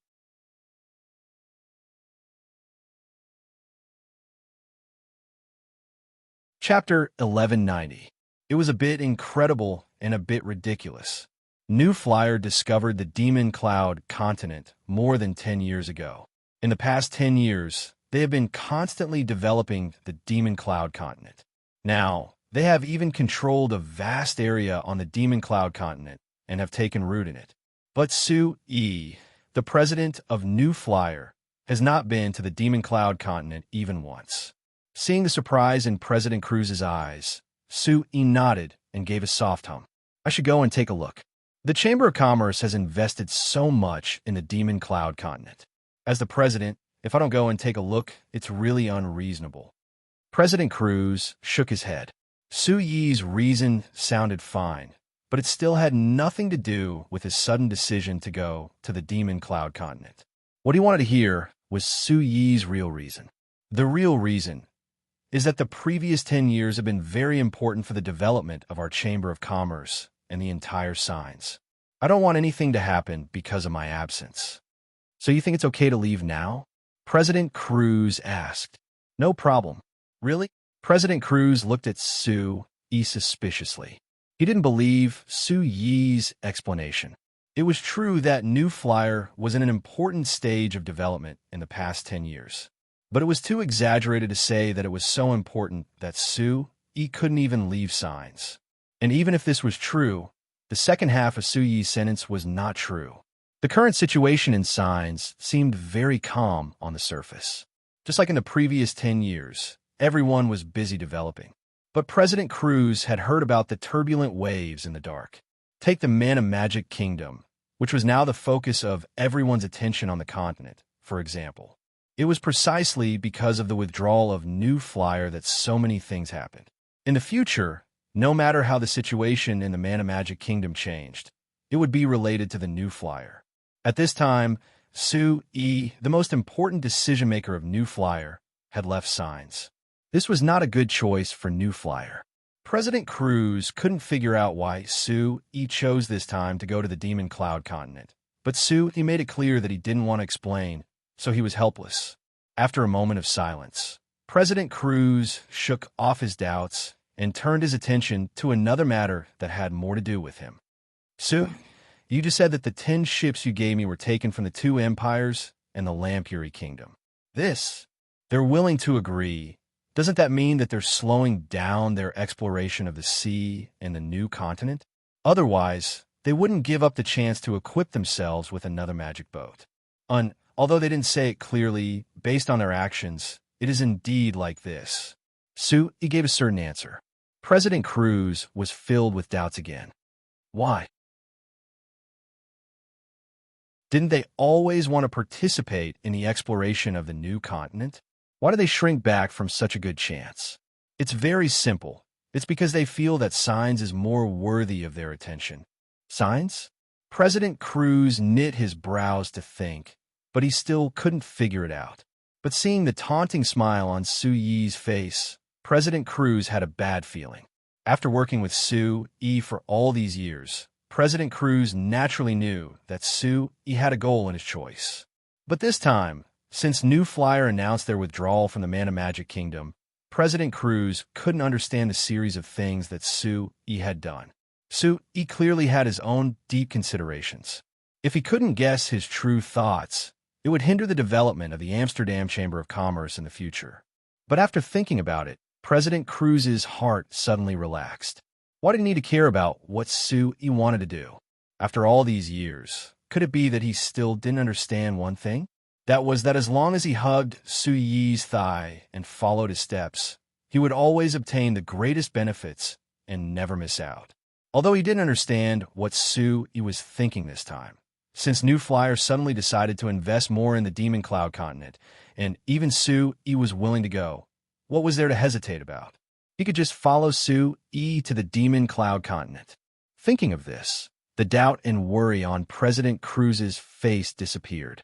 He gave a laugh and said, "The two empires and the Lampari kingdom are too short-sighted. They only know how to look at the signs all day, but they've forgotten that there isn't just one continent in this world. If they miss this chance, they will definitely regret it in the future." Su Yi gave a shrug. "That's their matter. It's not related to me." Hashtag, hashtag, hashtag, a month and a half later. A magic airship team of 5 magic airships was flying over the endless sea that was 6,000 kilometers away from the New Flight Commerce main base. Su Yi looked out the window at the boundless sea in the distance, and his heart was filled with emotions. When he was on Earth, because he often went on business trips, it was normal for him to take a plane. He would often cross the ocean to go abroad, so he had experience flying over the sea more than once. However, after coming to this world, even if the magic airships were developed by him and he had taken them countless times, this was his first time taking a magic airship across the sea to another continent. It was no wonder President Cruz was surprised that he was suddenly preparing to head to the Demon Cloud continent. After all, he had many chances to go to the Demon Cloud continent in the past 10 years, but he had never gone.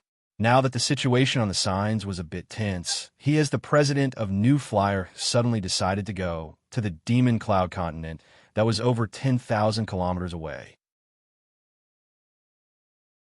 Anyone would be surprised if they heard this. For example, after 70 received the news from Su Yi, she immediately contacted Su Yi and quickly asked him about Su Yi, wanting to know where Su Yi was going.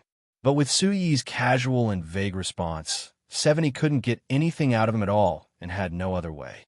The two empires that received this news also sent people to contact the New Flyer. Although they didn't say it, it was clear that they were very concerned about Su Yi's sudden departure from Signs. When the New Flyer announced this matter through the Xinfei Daily, there were countless countries, powers, and individuals that came to ask about it. The various newspapers even made the news of Su Yi leaving the Signs continent and heading to the Demon Cloud continent as their headline. It could be seen just how big of an effect this matter had. When the New Flyer's fleet set off to the Demon Cloud continent, the envoys of countless countries and the reporters of the major newspapers all flocked over. The New Flyer also acted differently and announced their departure ceremony to the public. They invited large amounts of people to personally witness the departure of the New Flyer fleet and the magic airship. With countless people as witnesses, Su Yi boarded the magic airship and left Signs with the other teams sent by the New Flyer. Thinking of the lively scene back then, Su Yi couldn't help smiling. Even if he had boarded the magic airship in front of all these people and left the Signs continent, he was certain that there were countless people on the Signs continent who were still guessing in their hearts whether he had really left or not. Of course, these guesses were only temporary. After a while, if Su Yi didn't appear, the doubts in everyone's hearts would disappear. At that time, there would be some people who would make a move. Thinking of what happened half a month ago in the Mana Magic Kingdom, The smile on Su Yi's face became even deeper. Half a month ago, the Mana Magic Kingdom's internal strife became even more intense. There was a rebellion in one of the provinces, and the provincial governor died in the rebellion. The new ruler of the province announced that they were leaving the Mana Magic Kingdom and were self-governing. When they announced their independence, the new ruler of the province publicly attacked the Mana Magic Kingdom's previous policies.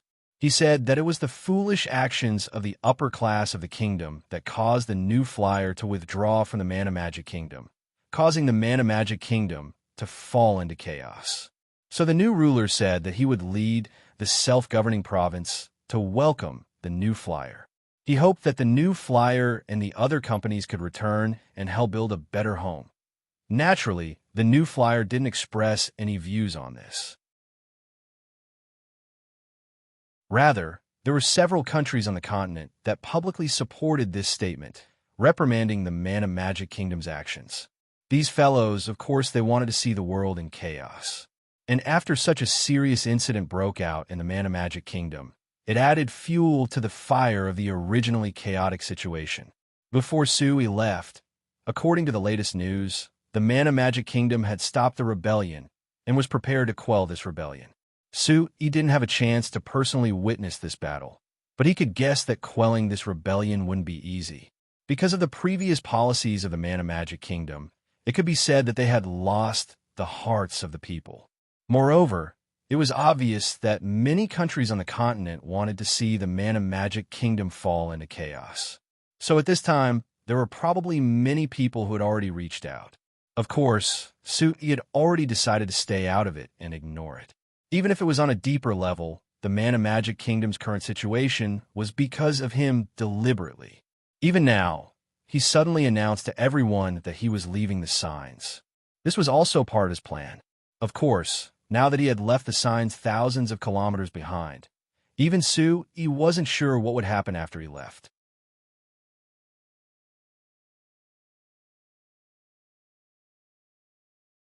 Chapter 1191. After around half an hour, there was a large piece of land that appeared on the sea in front of the magic airship team. When they came close, they found that this was an incomparably large island. It was more than 10 times bigger than the other islands they saw on the way. Moreover, it was different from the small islands that were scattered across the endless sea.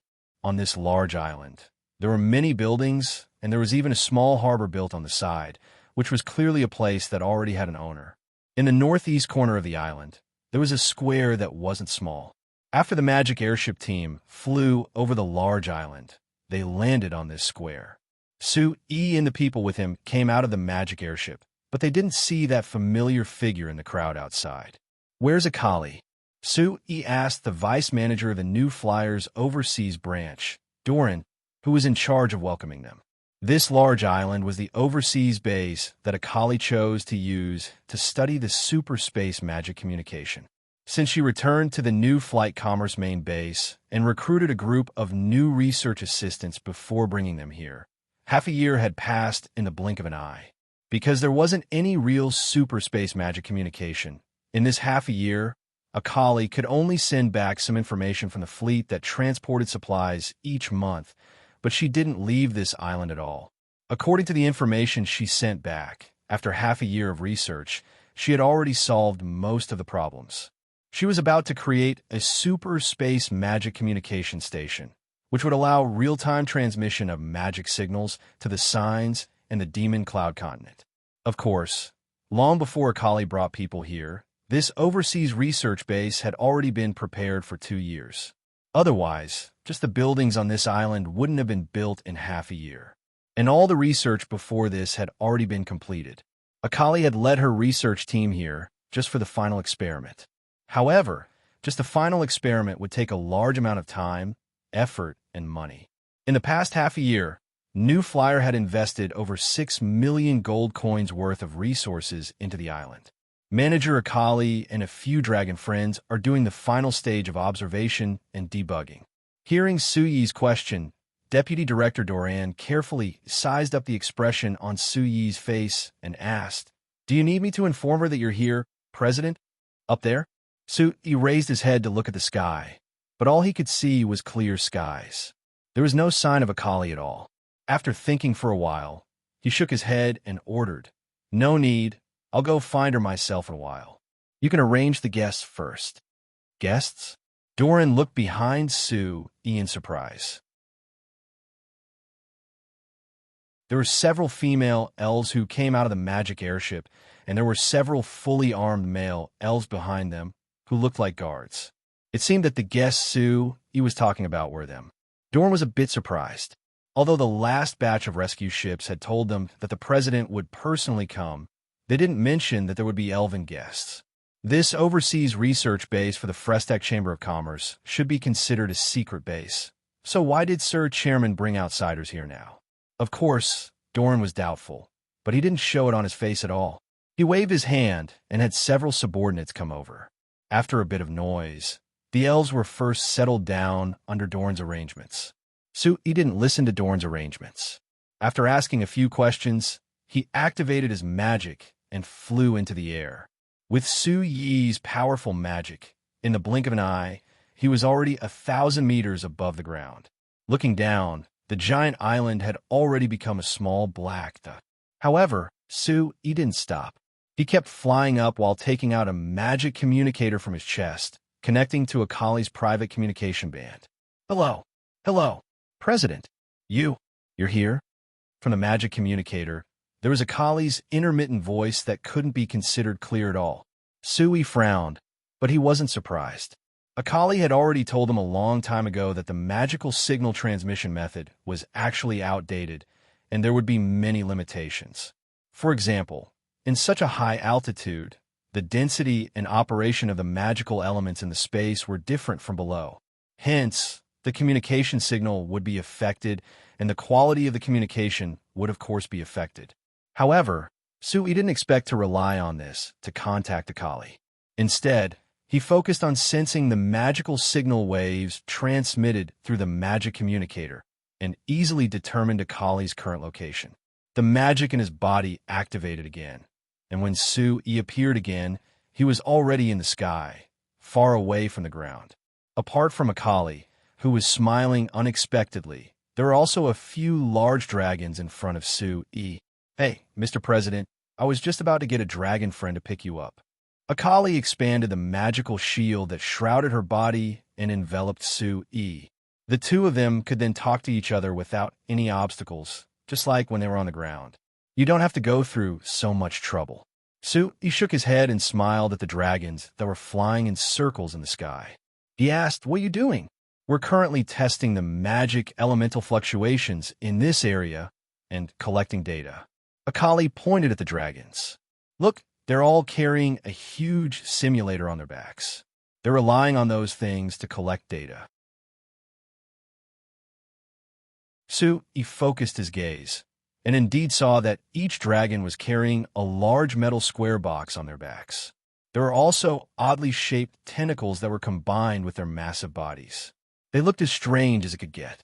Seeing this scene, Sui couldn't help but twitch the corners of his mouth, and he felt like laughing. Be it the fantasy literature on Earth, the science literature, or the legends of the various races, the dragons were all extremely terrifying creatures. They were born powerful and were said to have a violent temper. In the eyes of almost every race, they could only represent destruction and never had a good impression of them. However, these legendary dragons were now carrying these strange machines on their backs and flying in circles in the sky obediently according to a collie's instructions. If the people of the signs were know about this, their impression of a new flyer would probably be even more terrifying. Seeing that Sui was sizing up the dragons with a strange expression, a collie misunderstood Sui's thoughts.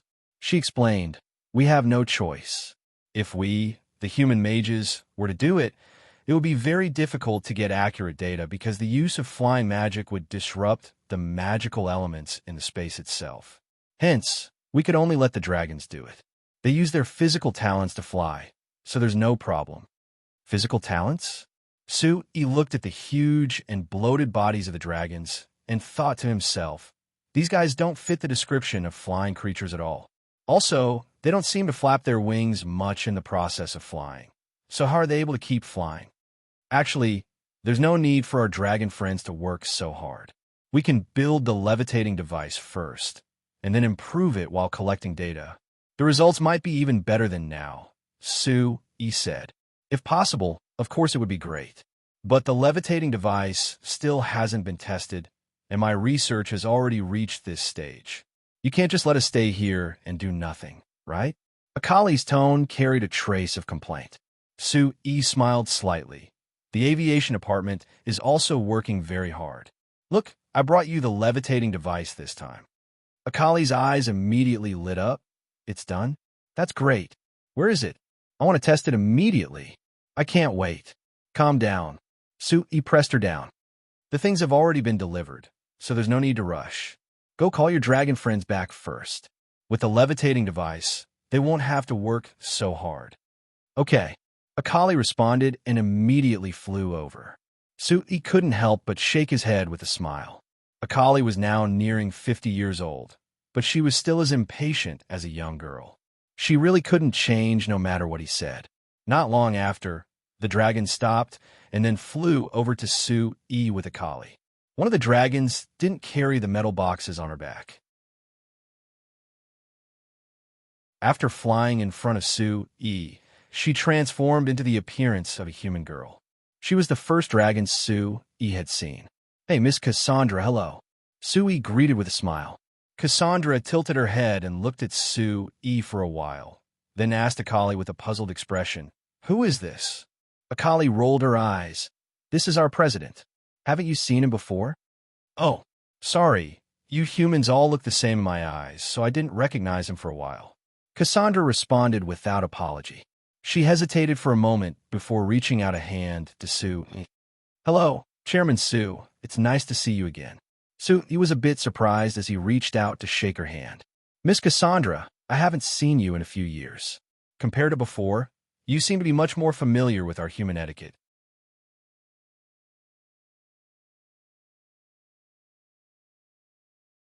Chapter 1192. Cassandra shrugged. Of course, I've been hanging out with you humans all these years. It would be strange if I wasn't familiar with you. After that, she turned to look at Akali.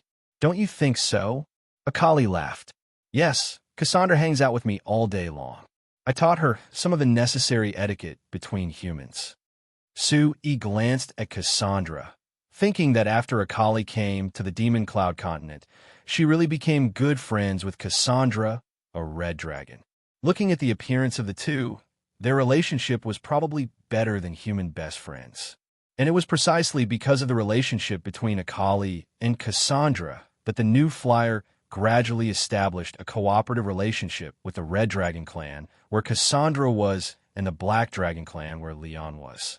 Miss Cassandra, this place is thousands of kilometers away from where you live.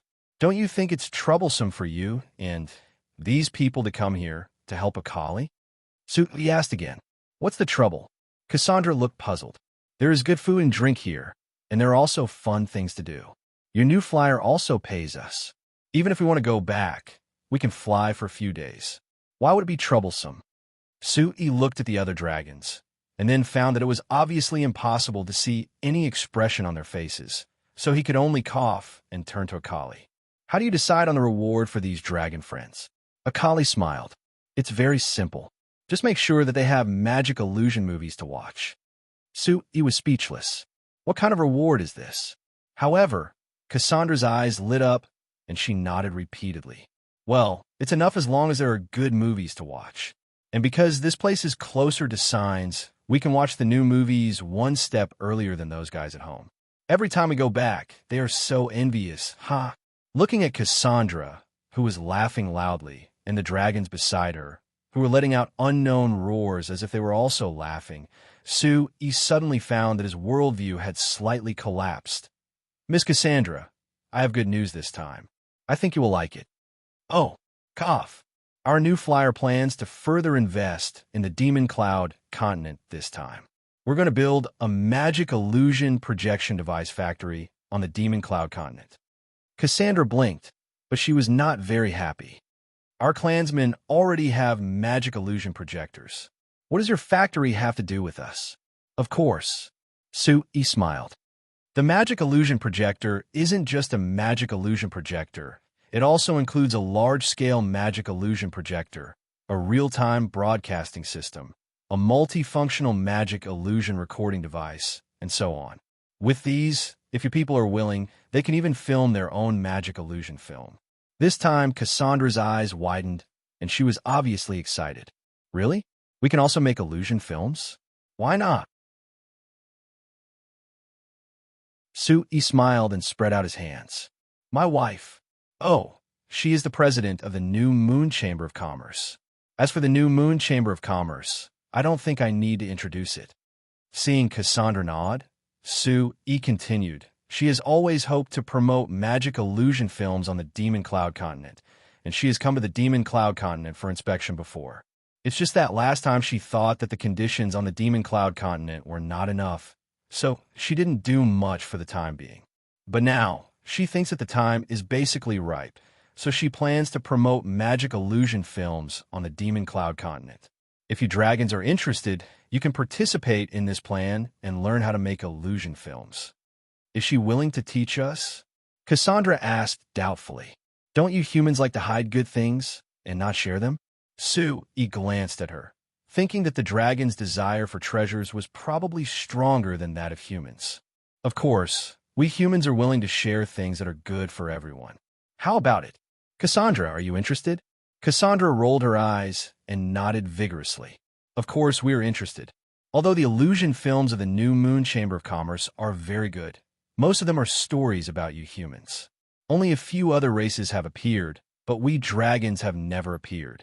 If we know how to make illusion films, then I must make an illusion film that tells the story of us dragons. If there was this kind of movie, I think that it would be very popular in our human world. Sui said with a laugh. Discussing the topic of illusion films, the relationship between Sui and these dragons was quickly pulled closer. Moreover, Cassandra was indeed a dragon without scheming, and with Akali as an intermediary, Sui quickly pulled the relationship between the two sides closer. By the time he, Akali, Cassandra, and the other dragons returned to the island, the two sides were already talking happily. Chairman Sui, after the New Moon Chamber of Commerce arrives on the Demon Cloud continent, you have to inform me as soon as possible. Before parting, Cassandra also specially reminded Sui. Okay, no problem. Sui smiled and waved his hand. He watched Cassandra and several other red dragons who had also transformed into human form return to their residence on the island to rest. Then he looked up at the endless sky above his head and said to Akali beside him, I will stay here for about a month. Do you think it can be done? Akali made a reassuring gesture. 1 month is more than enough. In fact, I have prepared everything. I'm just waiting for the aerostat to arrive. Next, I just need to make some adjustments according to the detailed data. I believe it can be done. Really? That's good. In fact, Sui didn't think that he could complete the data debugging work that was simple to say, but it must be extremely complicated to do in a short month. But since Akali was confident, he wouldn't pour cold water on her. Actually, if it weren't for the lack of progress in the research of the Power Research Department, we wouldn't need to use this high-altitude magic signal beacon at all. Akali sighed helplessly. There's no other way. This is what Sir President often says. The magic industry is a whole system, and it is often linked. You see, if we can achieve hyperspace magic signal transmission, we can watch the magic illusion program on signs at any time on this island. Right? Having said that, Akali's expression moved, and she looked up at the sky. Speaking of which, Sir President, is what you said before true? As long as we reach a certain speed, we can leave the planet under our feet and fly directly into the universe? Of course, as long as your speed can reach or exceed the first cosmic speed, you can leave the planet under your feet.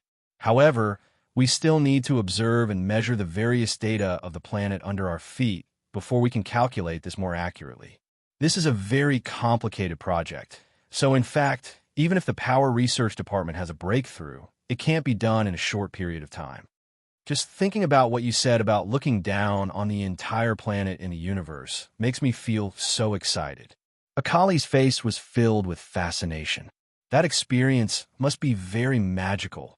I must experience it for myself in this life.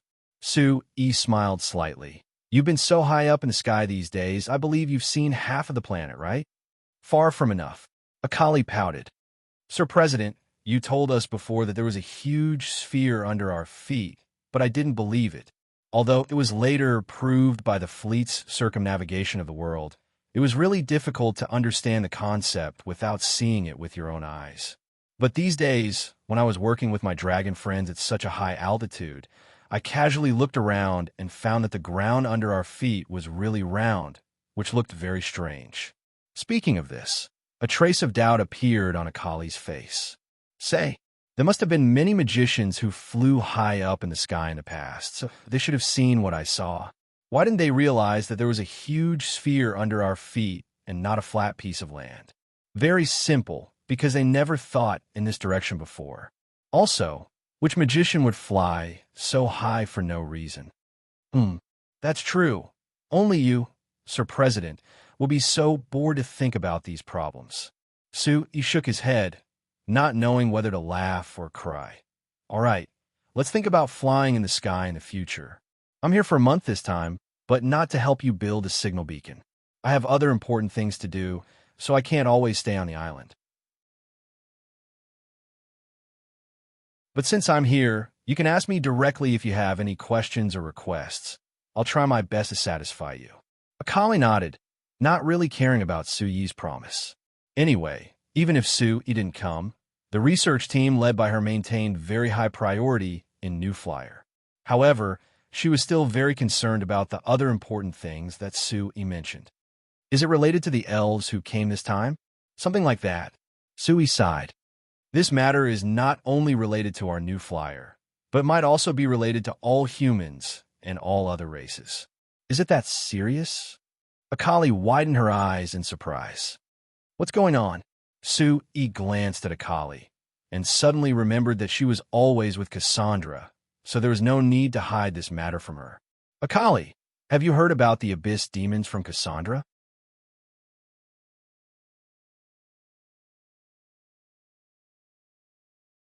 Chapter 1193.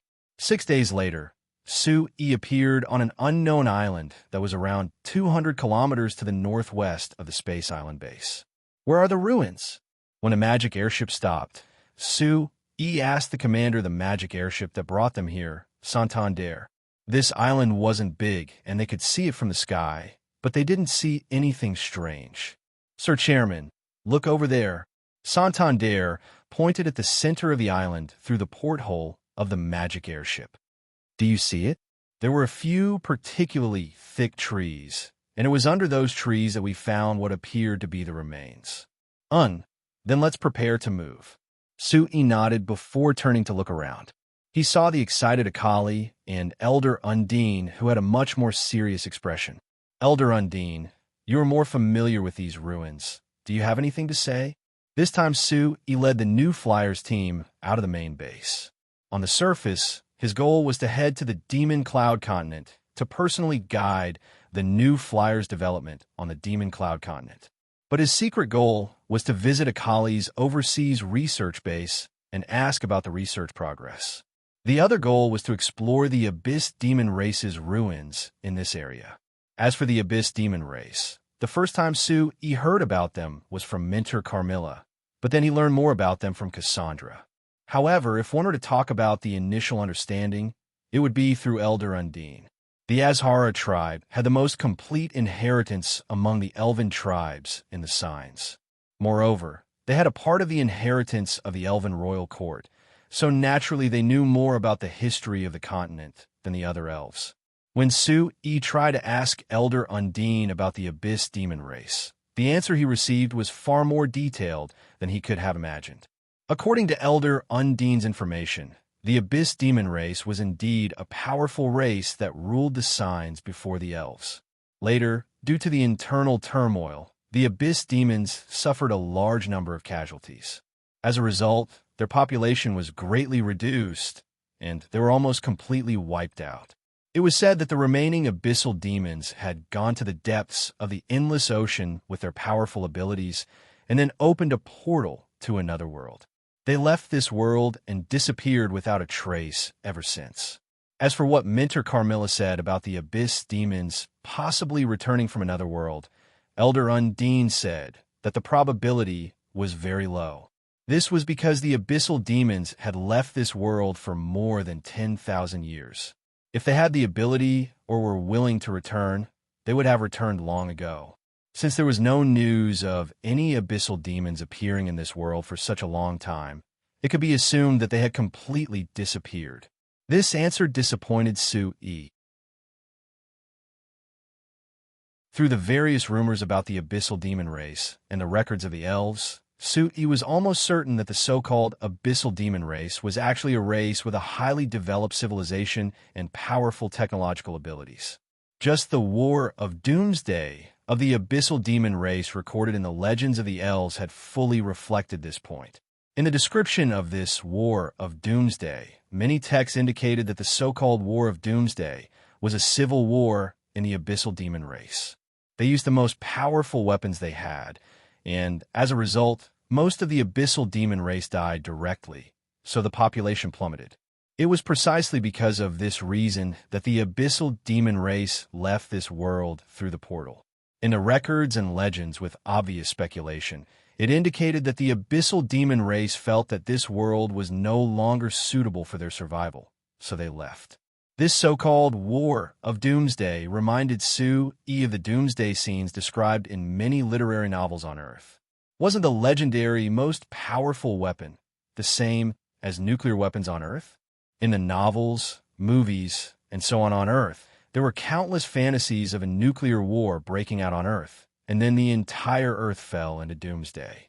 Humans lost their living space and could only seek for survival.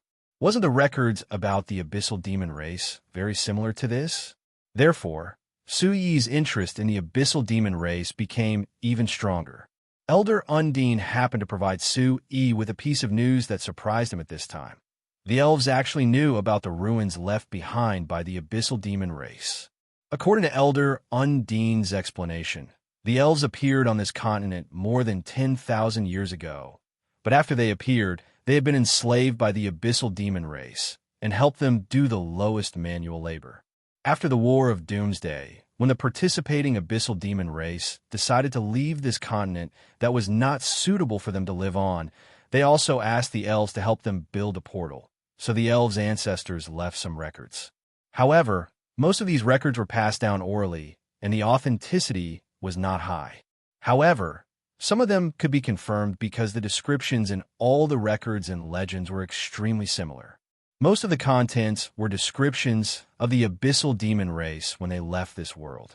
And in these descriptions, the most important thing was that the elves' ancestors actually left behind the location of the abyssal demon race's portal.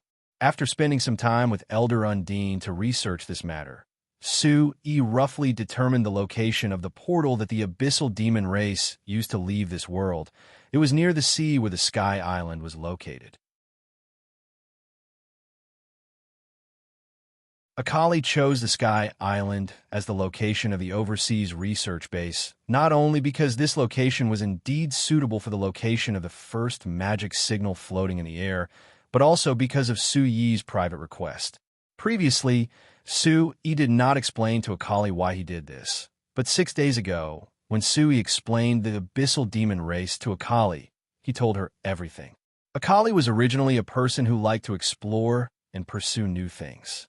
After knowing such a novel thing, she naturally pestered him to come over. There's nothing to explain. Elder Undine shook her head. Elder Undine shook her head. The abyssal demon race has already left this world for over 10,000 years. So even if there was a mechanism, it would have already lost its effect. Of course, it's not wrong for everyone to be a bit more careful. And it's like this. Sui thought about it and found that there was nothing to add. So he waved his hand. Let's go, but remember to follow my orders and be careful. The group responded and formed a small team that carefully left the magic airship. The two elven warriors and two magicians from the New Flyer were in front of the team. With the powerful senses of the elves and the sensitivity of human magicians, even if something happened, they would be able to react immediately and detect any abnormalities ahead of time. The strongest ones in the team, Sue-E and Elder Undine, were focused, controlling the magic space around them. If there was any change, they would immediately react. However, facts proved that they were too careful. From the beach where the magic airship was, to the large trees in the center of the island, other than meeting some blind beasts, they didn't meet any accidents at all, not to mention any danger. Of course, if it really was that dangerous, the exploration team they sent before wouldn't have been able to find the ruins that easily. Not long after, the group safely arrived under the exceptionally thick trees. Sue-E could see with a single glance that there was an open space under the large trees that was clearly beneficial to the environment.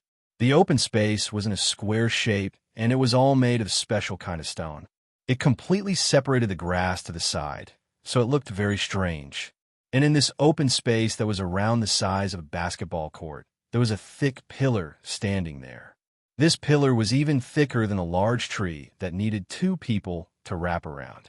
The surface seemed to be made of stone, but it also seemed to be made of metal, so one couldn't see through at a glance. The surface of the pillar was very smooth and didn't have any gaps at all, so one could tell that it was made by man. This pillar was around 10 meters tall, and there was a round ball at the top. The material was a bit different from the pillar, and the color was a bit closer to metal. But other than that, this bead didn't have anything special about it. Elder Undine, do you know what this thing is? Sui asked. Elder Undine shook her head. I don't know. In the records that have been passed down, it only said that there were ruins here, but there weren't any other descriptions. I guess. The elven ancestors back then didn't know what these things were used for or the specific principles behind them. Sui nodded in agreement. Tens of thousands of years ago, the elven ancestors had just appeared on this continent and had always been used by the abyssal demons. Naturally, they didn't know much about the abyssal demon civilization, so it was natural that they didn't know this. There isn't a single magic pattern on it. Just what is it for? Akali patted the pillar, but it didn't move at all. Things used by the abyss demon race might not be magic. Sui smiled and shook his head. Then he walked to the side of the pillar and patted it. Akali rolled her eyes at him and said, You said that the abyss demon race didn't use magic, but you still used magic to detect it. Don't you think you're lying to yourself? Sui smiled and said, That might not be the case. The mana in his body moved and began to condense the magical elements in the surrounding magic space into the pillar. Although the technology used by the abyss demon race might have nothing to do with magic, it was still a way of using energy. Magic happened to be a more special way of using energy, and its biggest feature was that it was very flexible. Of course, Sui didn't know the original function of this pillar, but there was still hope if he used magic to detect it.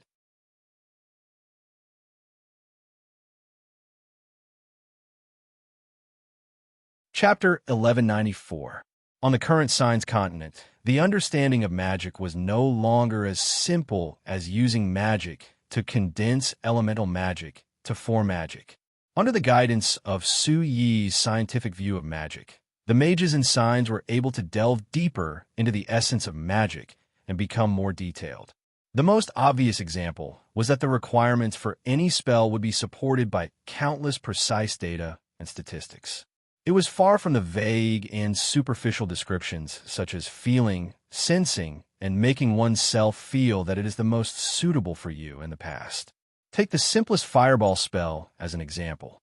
The description of the fireball spell would be divided into the amount of magical elements needed, the way they were formed, the speed of condensation, the deviation caused by the waves, the temperature, size, and shape of the flames after the formation of the fireball, and so on and so forth. Moreover, the data would be adjusted according to the situation of different mages. It was far more troublesome than learning the fireball spell in the past. However, the advantage was that as long as one mastered this method, it was equivalent to completely mastering the fireball spell. One would even have a deep understanding of fire magic, and learning other spells would be a piece of cake.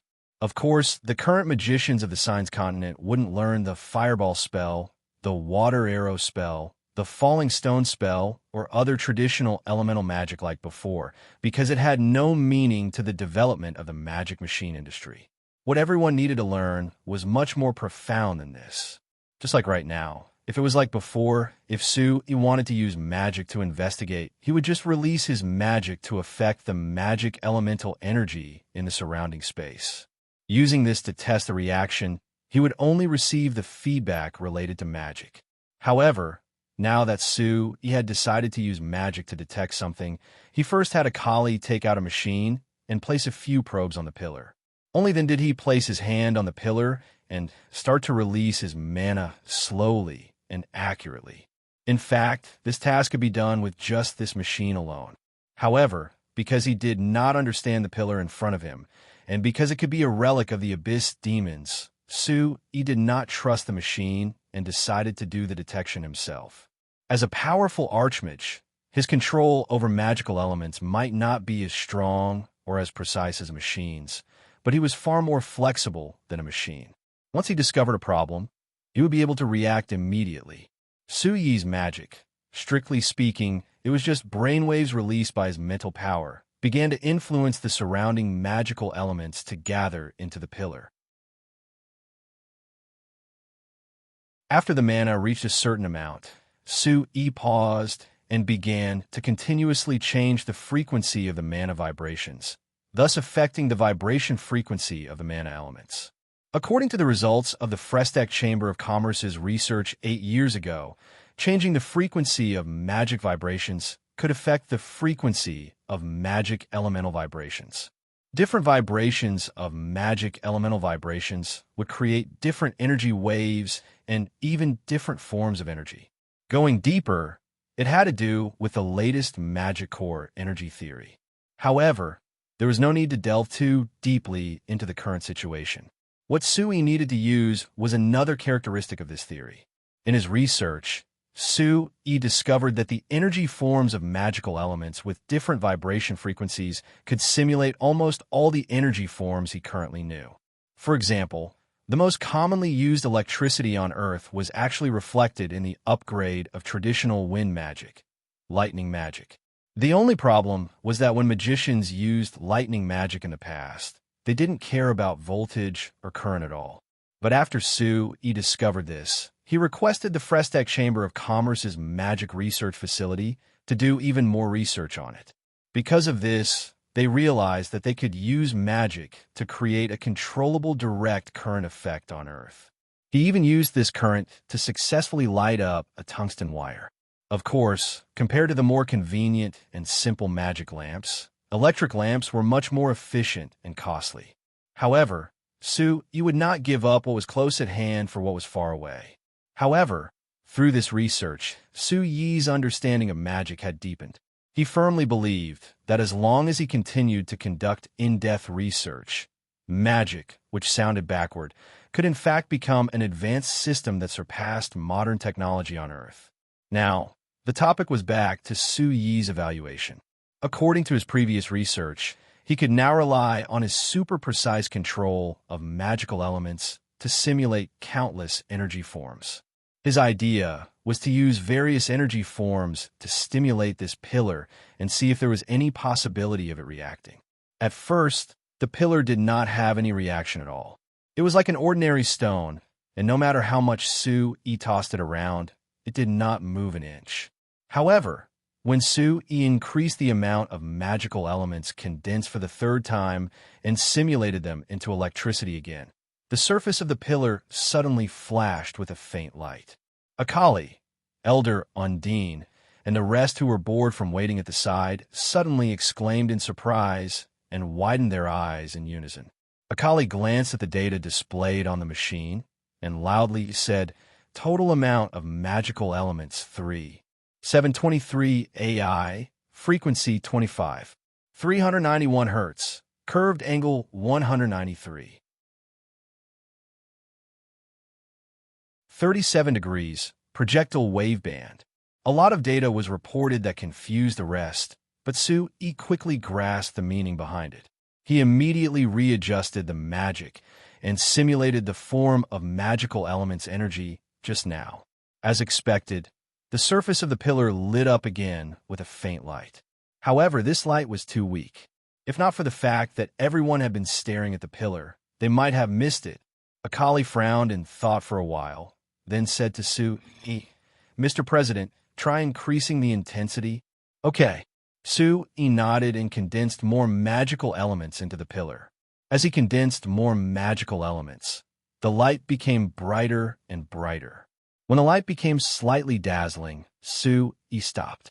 However, when everyone looked at the pillar, they found that other than the light, there were no other changes. "Mr. President, try increasing the voltage of the simulated electricity again," Akali suggested. Sui muttered to himself. If this pillar was actually hiding a precision instrument that required electricity, then if he rashly increased the voltage, it was very likely that the internal structure would be damaged. After thinking for a while, he decided to change the method. Sui did not continue to increase the voltage of the simulated electricity. Instead, he dispersed some of the magical elements and lowered the energy level. Then, he carefully controlled the magical elements to form very weak electric arcs and probe them into the pillar. Sui then controlled the electric arcs to go everywhere in the pillar. According to the changes in resistance, when the electric arcs flowed in the pillar, Sui quickly figured out the situation in the pillar. The interior of the pillar was definitely made of metal with excellent conductivity, and it was very complicated. It was obvious that he guessed that there was a precision instrument inside. However, after figuring this out, he did not dare to investigate further. The level of technology of the Abyss demons should be quite high, so the precision of the instrument they left behind was obviously very high. If he accidentally broke it, then the loss would outweigh the gain. After pondering for a while, he asked Elder Undine, "Elder Undine, I heard from Steel that the Azhara tribe also has a special clairvoyance magic?" Elder Undine glanced at the others around and nodded slightly. "Yes." "Why? Can we use it now?" "We can't use it now, but it should be possible if we modify it." Sui then turned to Santander and said, "In a while, you and your men will return to Signs as fast as possible and find Steel. Tell her that I need her to send the New Moon Chamber of Commerce's magic clairvoyance projector research team over." Everyone looked at Sui with a strange expression. Akali couldn't help asking, "Sir President, you can't be thinking of using that magic clairvoyance projector to see the situation inside the pillar, right? I don't think it's possible, right?" If it was possible, Elder Undine would definitely use it. Elder Undine nodded and admitted, "Yes, I just tested it with clairvoyance magic and couldn't see anything." "And now?" Sui slapped the pillar again. Magic came out, and the pillar emitted light again. Elder Undine looked over, and a trace of surprise appeared on her face. "It seems I can see something," Akali asked in surprise. "Why is it like this?" "It's very simple.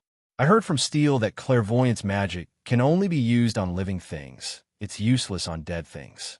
So my guess is that clairvoyance magic isn't actually clairvoyance magic, but rather it reacts according to some special flow inside the object, creating an effect similar to clairvoyance." Elder Undine looked at Sui in surprise, a trace of admiration in her voice. "Chairman Sui, you really are a super genius in magic." "That's right. The principle of clairvoyance magic is roughly the same as what you said. It's just a very simple conjecture."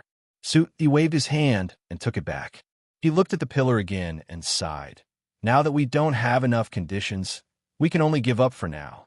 When Santander comes back with reinforcements, we'll check it out again." Akali was a bit disappointed. "Then wouldn't we have wasted our time these past few days?" Sui shrugged. Being impatient in research won't solve the problem. Since Sui had made his decision, everyone wouldn't waste their time here. After marking this place on the map, everyone left the island in the magic airship. After around an hour, the magic airship brought everyone back to the space island. Then Santander followed Sui's orders and immediately stood up to Signs. With the speed of the magic airship, It would take a day and a half to travel 6,000 kilometers. Then, counting the time it took for Santander to contact Steele and make arrangements with Steele, it would take at least a week for him to go back on his word. Of course, we can't be idle for a week. We have to keep searching. The ruins left behind by the Abyss demon race definitely isn't just one place. After he made the arrangements for the next few days, his eyes fell onto the excited Akali. Don't be happy. This matter isn't related to you. Your main job right now is to build the road signs. Akali was stunned.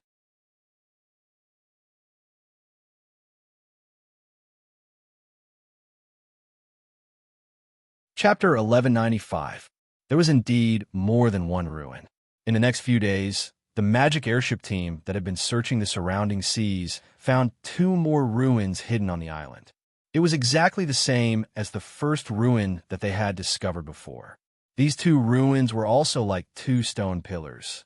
Suyi's group tested these 2 ruins, and the results were the same as the first ruin. After waiting for a few days, Santander, who was sent back to Signs, brought a research team for the New Moon Chamber of Commerce's magic see-through projector, as well as a research team sent by Evita. After they came, Sui redistributed the tasks. Akali was still focused on the magic signal beacons that she was in charge of. As for the 2 research teams, they worked with Elder Undine and several elven magicians from the Azhara tribe, who were also proficient in see-through magic, focusing on researching the magic see-through projector. As for the magic airship team that Sui brought, they would continue searching the surrounding seas. Sui was certain that there shouldn't only be 3 ruins.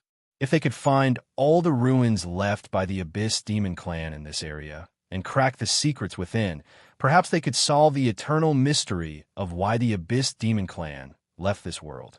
Of course, whether it was excavating the ruins or researching the magic see-through projector, it would take a large amount of time. Akali's work couldn't be finished in a short period of time. So after Sui participated in some initial guidance, he left the space island according to his plan. When Sui sat in the magic airship and crossed the 4,000-kilometer distance between the space island and the Demon Cloud continent, landing at the base that New Flyer had built on the east coast of the Demon Cloud continent, the large fleet that the New Flyer had set off with Sui had already arrived, and they began their work. When Sui came out of the magic airship, he saw 2 parallel lines in the distance, reflecting the light of the silver lines that extended into the distance. If there was another person who had transmigrated from Earth here, they would definitely be able to recognize that these 2 silver lines clearly represented 2 railroad tracks. In fact, when the Frestec Chamber of Commerce's annual steel production surpassed 5 million tons, Sui already had the idea of laying down railway tracks, wanting to introduce trains to this world. However, the railway was not connected to the highway. If the roads were randomly paved, it would be easy to connect them to each other. Thus, the traffic on the entire Signs would be unimpeded. However, because the cost of building a railway was much higher, there were also many limitations. It had to be on the track to operate. With the situation of the Signs continent, wanting to build a railway that connected the various countries of the continent was no different from a fool's dream. Therefore, Sui had always had reservations about promoting railways in the Signs. After all, the steel production in the Signs was not that abundant, and most countries in the Signs did not have the ability and courage to invest in railways. But on the Demon Cloud continent, there was no need to worry about this. After 10 years of hard work, the New Flyer had already controlled over 40,000 square kilometers of land on the Demon Cloud continent. In this area, there was no problem for the New Flyer to do anything. They didn't need to report to the other powers at all. So Sui didn't hesitate to test the construction of the first railway here. After 3 years of development, in this large area controlled by the New Flyer, not only were there several roads, there were also 2 railways that went from east to west and north to south. With a few magic airships providing air transport, the traffic in this area had become very developed. When Sui's eyes fell onto the railway, there was a magic train that had 13 carriages that gave 2 loud cries. It slowly drove out of the station in the main base before gradually accelerating, disappearing into the horizon not long after. Where is it headed?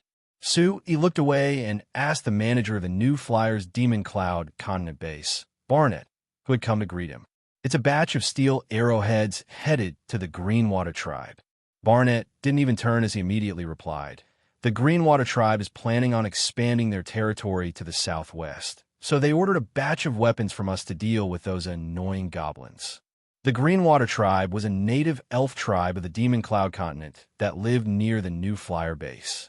They had sent a representative to the signs before and reached a cooperation agreement with the New Flyer. During these years, the Greenwater tribe and the other local elf tribes, dwarf tribes, and halfling tribes had greatly increased the battle strength of their tribes through their cooperation with the Frestac Chamber of Commerce. Not only did they stabilize their situation, they also worked with the Frestac Chamber of Commerce's guards to fight back against the gnomes who had bullied them before. In this area, the New Flyer was without a doubt the strongest, and the goblins couldn't do anything. With the acquiescence of the New Flyer, the other native tribes didn't hesitate to expand their territory. Because of their hard work, there wasn't a single goblin tribe that could survive in this wide area. In fact, according to Barnett's report, there might not even be a single goblin left in this area. Oh, if they want to increase their weapons, why don't they just buy military magic machines from us? Although we won't sell high-end products like the magic cannons to them, we can still sell normal magic repeating crossbows. No matter how you look at it, it's much better than them shooting arrows. He said in a confused voice. Sir President, there's something you don't know. The smile on Barnett's face was a little helpless, and he didn't know whether to laugh or cry. Barnett revealed a helpless smile. I've recommended the magic repeating crossbows to many of the native elf tribes, but they all refused to use them. They said that the magic repeating crossbows went against their traditional spirit, so they weren't willing to use them. What is traditional spirit? He was surprised. Don't tell me that the elves here have been bullied by the goblins for all these years, and they're still sticking to this so-called tradition. I don't know about this. Anyway, they don't like the magic repeating crossbows. After pausing, Barnett didn't wait for to ask as he continued. As for the other military magic machines, even if it's the lowest grade, they don't have the money to buy it. He pursed his lips. The description of the native elves of the Demon Cloud continent flashed in his mind, and his heart filled with a trace of absurdity. Although the elves of the Signs continent had most of their living space invaded by humans, with over 10,000 years of history, the elves of the Signs had countless rich inheritances, so they couldn't be considered poor. But the native elves of the Demon Cloud continent, when he saw them for the first time, he felt pity for them. As elves, they were so poor that they didn't even have a complete set of clothes. This was a bit too pitiful. Even if the Greenwater tribe ordered these steel arrowheads, it would have cost them a large amount of blood.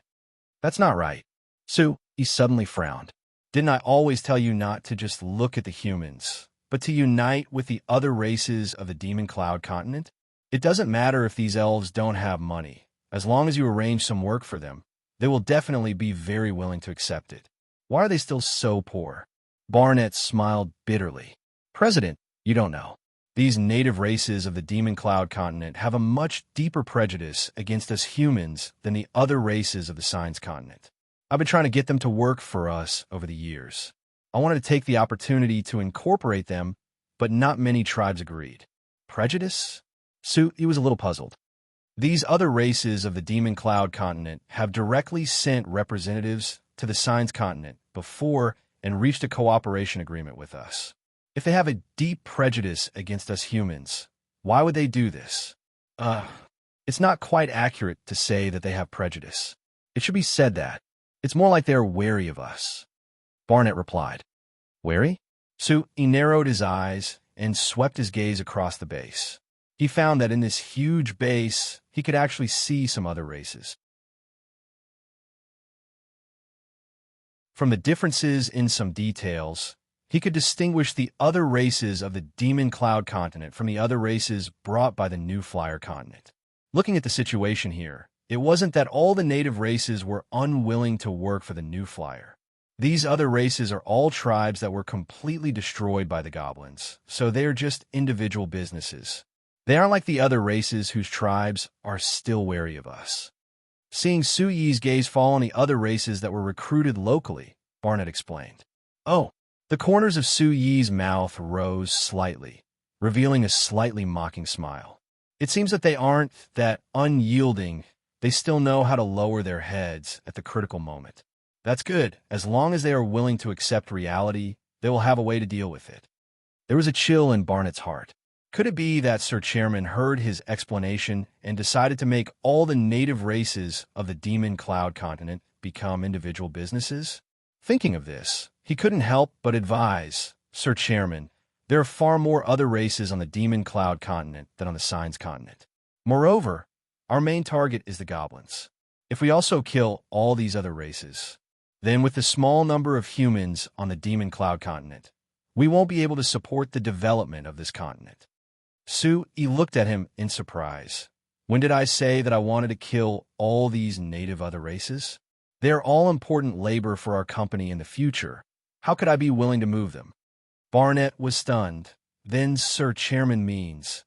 Su Yi patted his shoulder and said with a smile, there isn't a concrete plan yet, but since these other races aren't gods that don't eat the food of mortals and have their own needs, then everything is easy.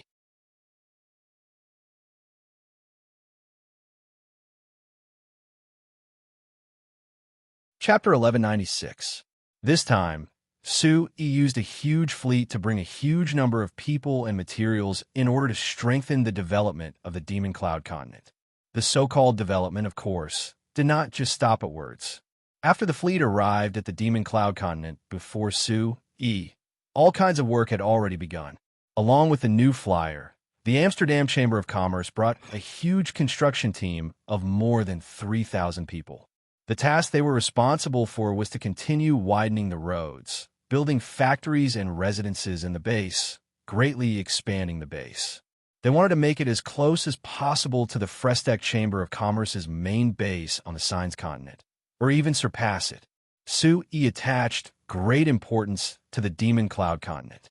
The main reason was that the Demon Cloud continent was not like the Signs, where every inch of land had been divided up by various countries or other forces. If the new flyer wanted to obtain even one more mine in the Signs, it would have to pay a high price. If they wanted to obtain other benefits, they would most of the time have conflicts with other forces in the Signs. In comparison, the Demon Cloud continent could almost be called a land without a master. On this continent, the goblins were in a dominant position. However, the goblins were a backward race with a very low level of civilization. So far, they did not even have complete country. Therefore, although the goblins were far stronger than other races, they did not really control this continent. As for the use of the various resources on this continent, there was almost no use for them. After the new flyer established a base here, they just casually explored the surroundings and found several mines that had not been developed at all. Now the area controlled by the new flyer had expanded to more than 40,000 square kilometers, including all kinds of mineral resources. It was already extremely rich, even exceeding all the mineral resources that the new flyer currently controlled in the Signs. It was precisely because of this that the new flyer's higher-ups had always agreed to maintain a huge investment in the Demon Cloud continent, and also unanimously agreed to greatly increase the investment this time. It must be known that the total investment budget for this operation, led by Su Yi alone, had exceeded 100 million gold coins, and it would continue to increase. It could be said that this was the largest investment in the history of the new flyer. Of course, the investment needed to be repaid. The Amrit Chamber of Commerce's construction team was building bricks for the Frestek Chamber of Commerce's main base on the Demon Cloud continent, desperately expanding it. The Frestek Chamber of Commerce's guards in front also had the 5,000 guards that Su Yi brought, increasing the speed at which they expanded their territory. After the new flyer fleet arrived at the Demon Cloud continent, and before Su Yi arrived at the Demon Cloud continent, the new flyer guards had already swept through the goblins on the periphery of the territory. In just 13 days, they had fought with the goblins more than 50 times, wiped out more than 10 large and small goblin tribes, and eliminated more than 7,000 goblins. While expanding their territory, They also gained control of an iron mine and a precious non-ferrous metal vein. After Sue-yi arrived, New Flyer continued to expand under his personal planning. In just 2 months, the area controlled by the Frestec Chamber of Commerce went from 40,000 square kilometers to 50,000 square kilometers.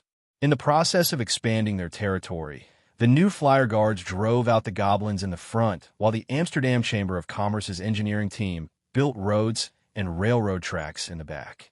At the same time, they kept building sentry forts along the way. At the same time, New Flyer built more magic signal towers to maintain the magic communication coverage in their new territory.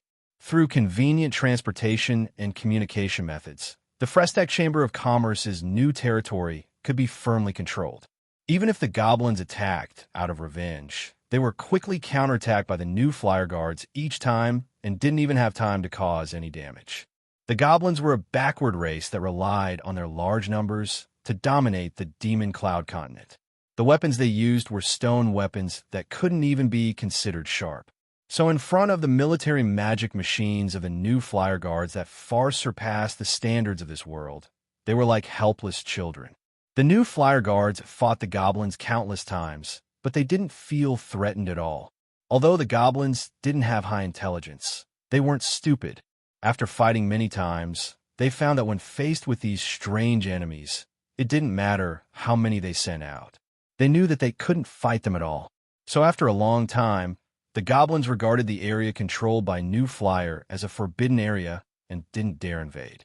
After expanding their territory to over 10,000 square kilometers in a single breath, in order to stabilize the situation and let the guards rest, New Flyer stopped expanding their territory and began to focus on developing.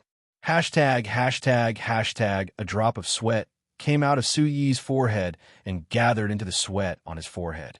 It formed a small stream that flowed down his cheeks and finally dripped down his chin. Sue-yi narrowed his eyes and looked up at the blazing sun in the sky. He thought that the summer here was even more uncomfortable than the summer in the Principality of Constantine. Could it be because the dimension was lower and it was closer to the equator of the planet under him? If possible, he wanted to stay in his room in the base and enjoy the coolness of the magic air conditioner. But he couldn't, at least not today. Today was a very memorable day. The New Flyer base on the Demon Cloud continent had been proposed by Sue-yi. They had decided to open up new land on the Demon Cloud continent, breaking away from the situation where they had to rely on the Signs base for food and becoming self-sufficient. In order to show how important this decision was, Sue-yi even personally went to the ground to plow and plant seeds. Because he hadn't done this kind of physical work in a long time. After working for less than half an hour, Sue-yi was already covered in sweat. Actually, he didn't need to do this. After all, this was the land reclamation led by New Flyer. With the various agricultural magic machines that New Flyer had, there wasn't anything that needed manpower. Sue-yi doing this was purely for show. After he finished his show, the agricultural magic machines that had already been prepared charged into the field. It didn't take long before they finished plowing several dozen hectares of land. Sue could only give a self-deprecating laugh at this. These agricultural magic machines were developed by him, but now these fellows had humiliated him in front of all these people. According to the plan, the New Flyer's first cultivation this year would be opening up 30,000 hectares of land. After all of this land was planted with wheat, even if they used the agricultural magic machines and fertilizers on the Signs continent, with the lowest yield of wheat, they would still be able to produce close to 100,000 tons of wheat. It would be enough to satisfy the basic rations of over 60,000 people in the Frestec Chamber of Commerce's base for a year, saving quite a bit of effort for the main base. Of course, this was just barely enough to satisfy the demand. According to Sue-yi's plan, the base here still had a lot of space to expand. It wouldn't just hold 60,000 people in the future, it would be 600,000 or even 6 million people. As the New Flyer base's territory on the Demon Cloud continent became bigger and bigger, it wouldn't be strange for them to have over 60 million people. So this was just the beginning. The final goal was to promote the agricultural magic machines on the Demon Cloud continent, allowing the base to become truly self-sufficient. Thinking of this, He turned to look at the demon cloud continent natives who were stretching their necks out in the distance. It was a bit funny speaking of this. Whether it was the Signs base or the demon cloud continent, there were all kinds of other races. But other than humans, no matter what kind of civilization the other races had, there had never been a single other race that practiced farming. These other races, if they wanted to solve the problem of their survival, most of them would obtain it from nature and never thought of farming. He had considered this problem before and found that it was because of this that the other race population on the Signs was much smaller than humans. On the demon cloud continent, there were only the gnomes. But the gnomes couldn't be used as a reference. This was a race with a backward civilization. They even ate human flesh. The reason why they had such a large population was mainly because they had strong reproductive abilities, just like the mice on Earth. The gnomes had very short lives. They could be considered adults at the age of 10, and there were only a few that could live past 20. So He rarely treated the gnomes as an intelligent race. These fellows that were more terrifying than locusts and mice, if they continued to develop, the entire demon cloud continent might be swallowed by them. Of course, the other races under the Gnome King were another matter. For example, the elves, dwarves, and pygmies that He saw the most here had a relatively complete civilization. With a bit of guidance, they could become very good helpers. So He deliberately held this cultivation ceremony with great fanfare, but it was also for these other races to see. At the same time, he had the Signs under the Shinfei Chamber of Commerce secretly contact these other races, telling them the benefits of farming and trying to attract them. He wanted to control the entire demon cloud continent, so he wouldn't allow these natives to break away from their own lives. He wanted to bring them in and use them for the Shinfei Chamber of Commerce. In the end, what New Flyer lacked the most was manpower. You're tuning in to the Warrior Lore YouTube channel. Don't forget to subscribe and join us on this journey to catch the most captivating stories.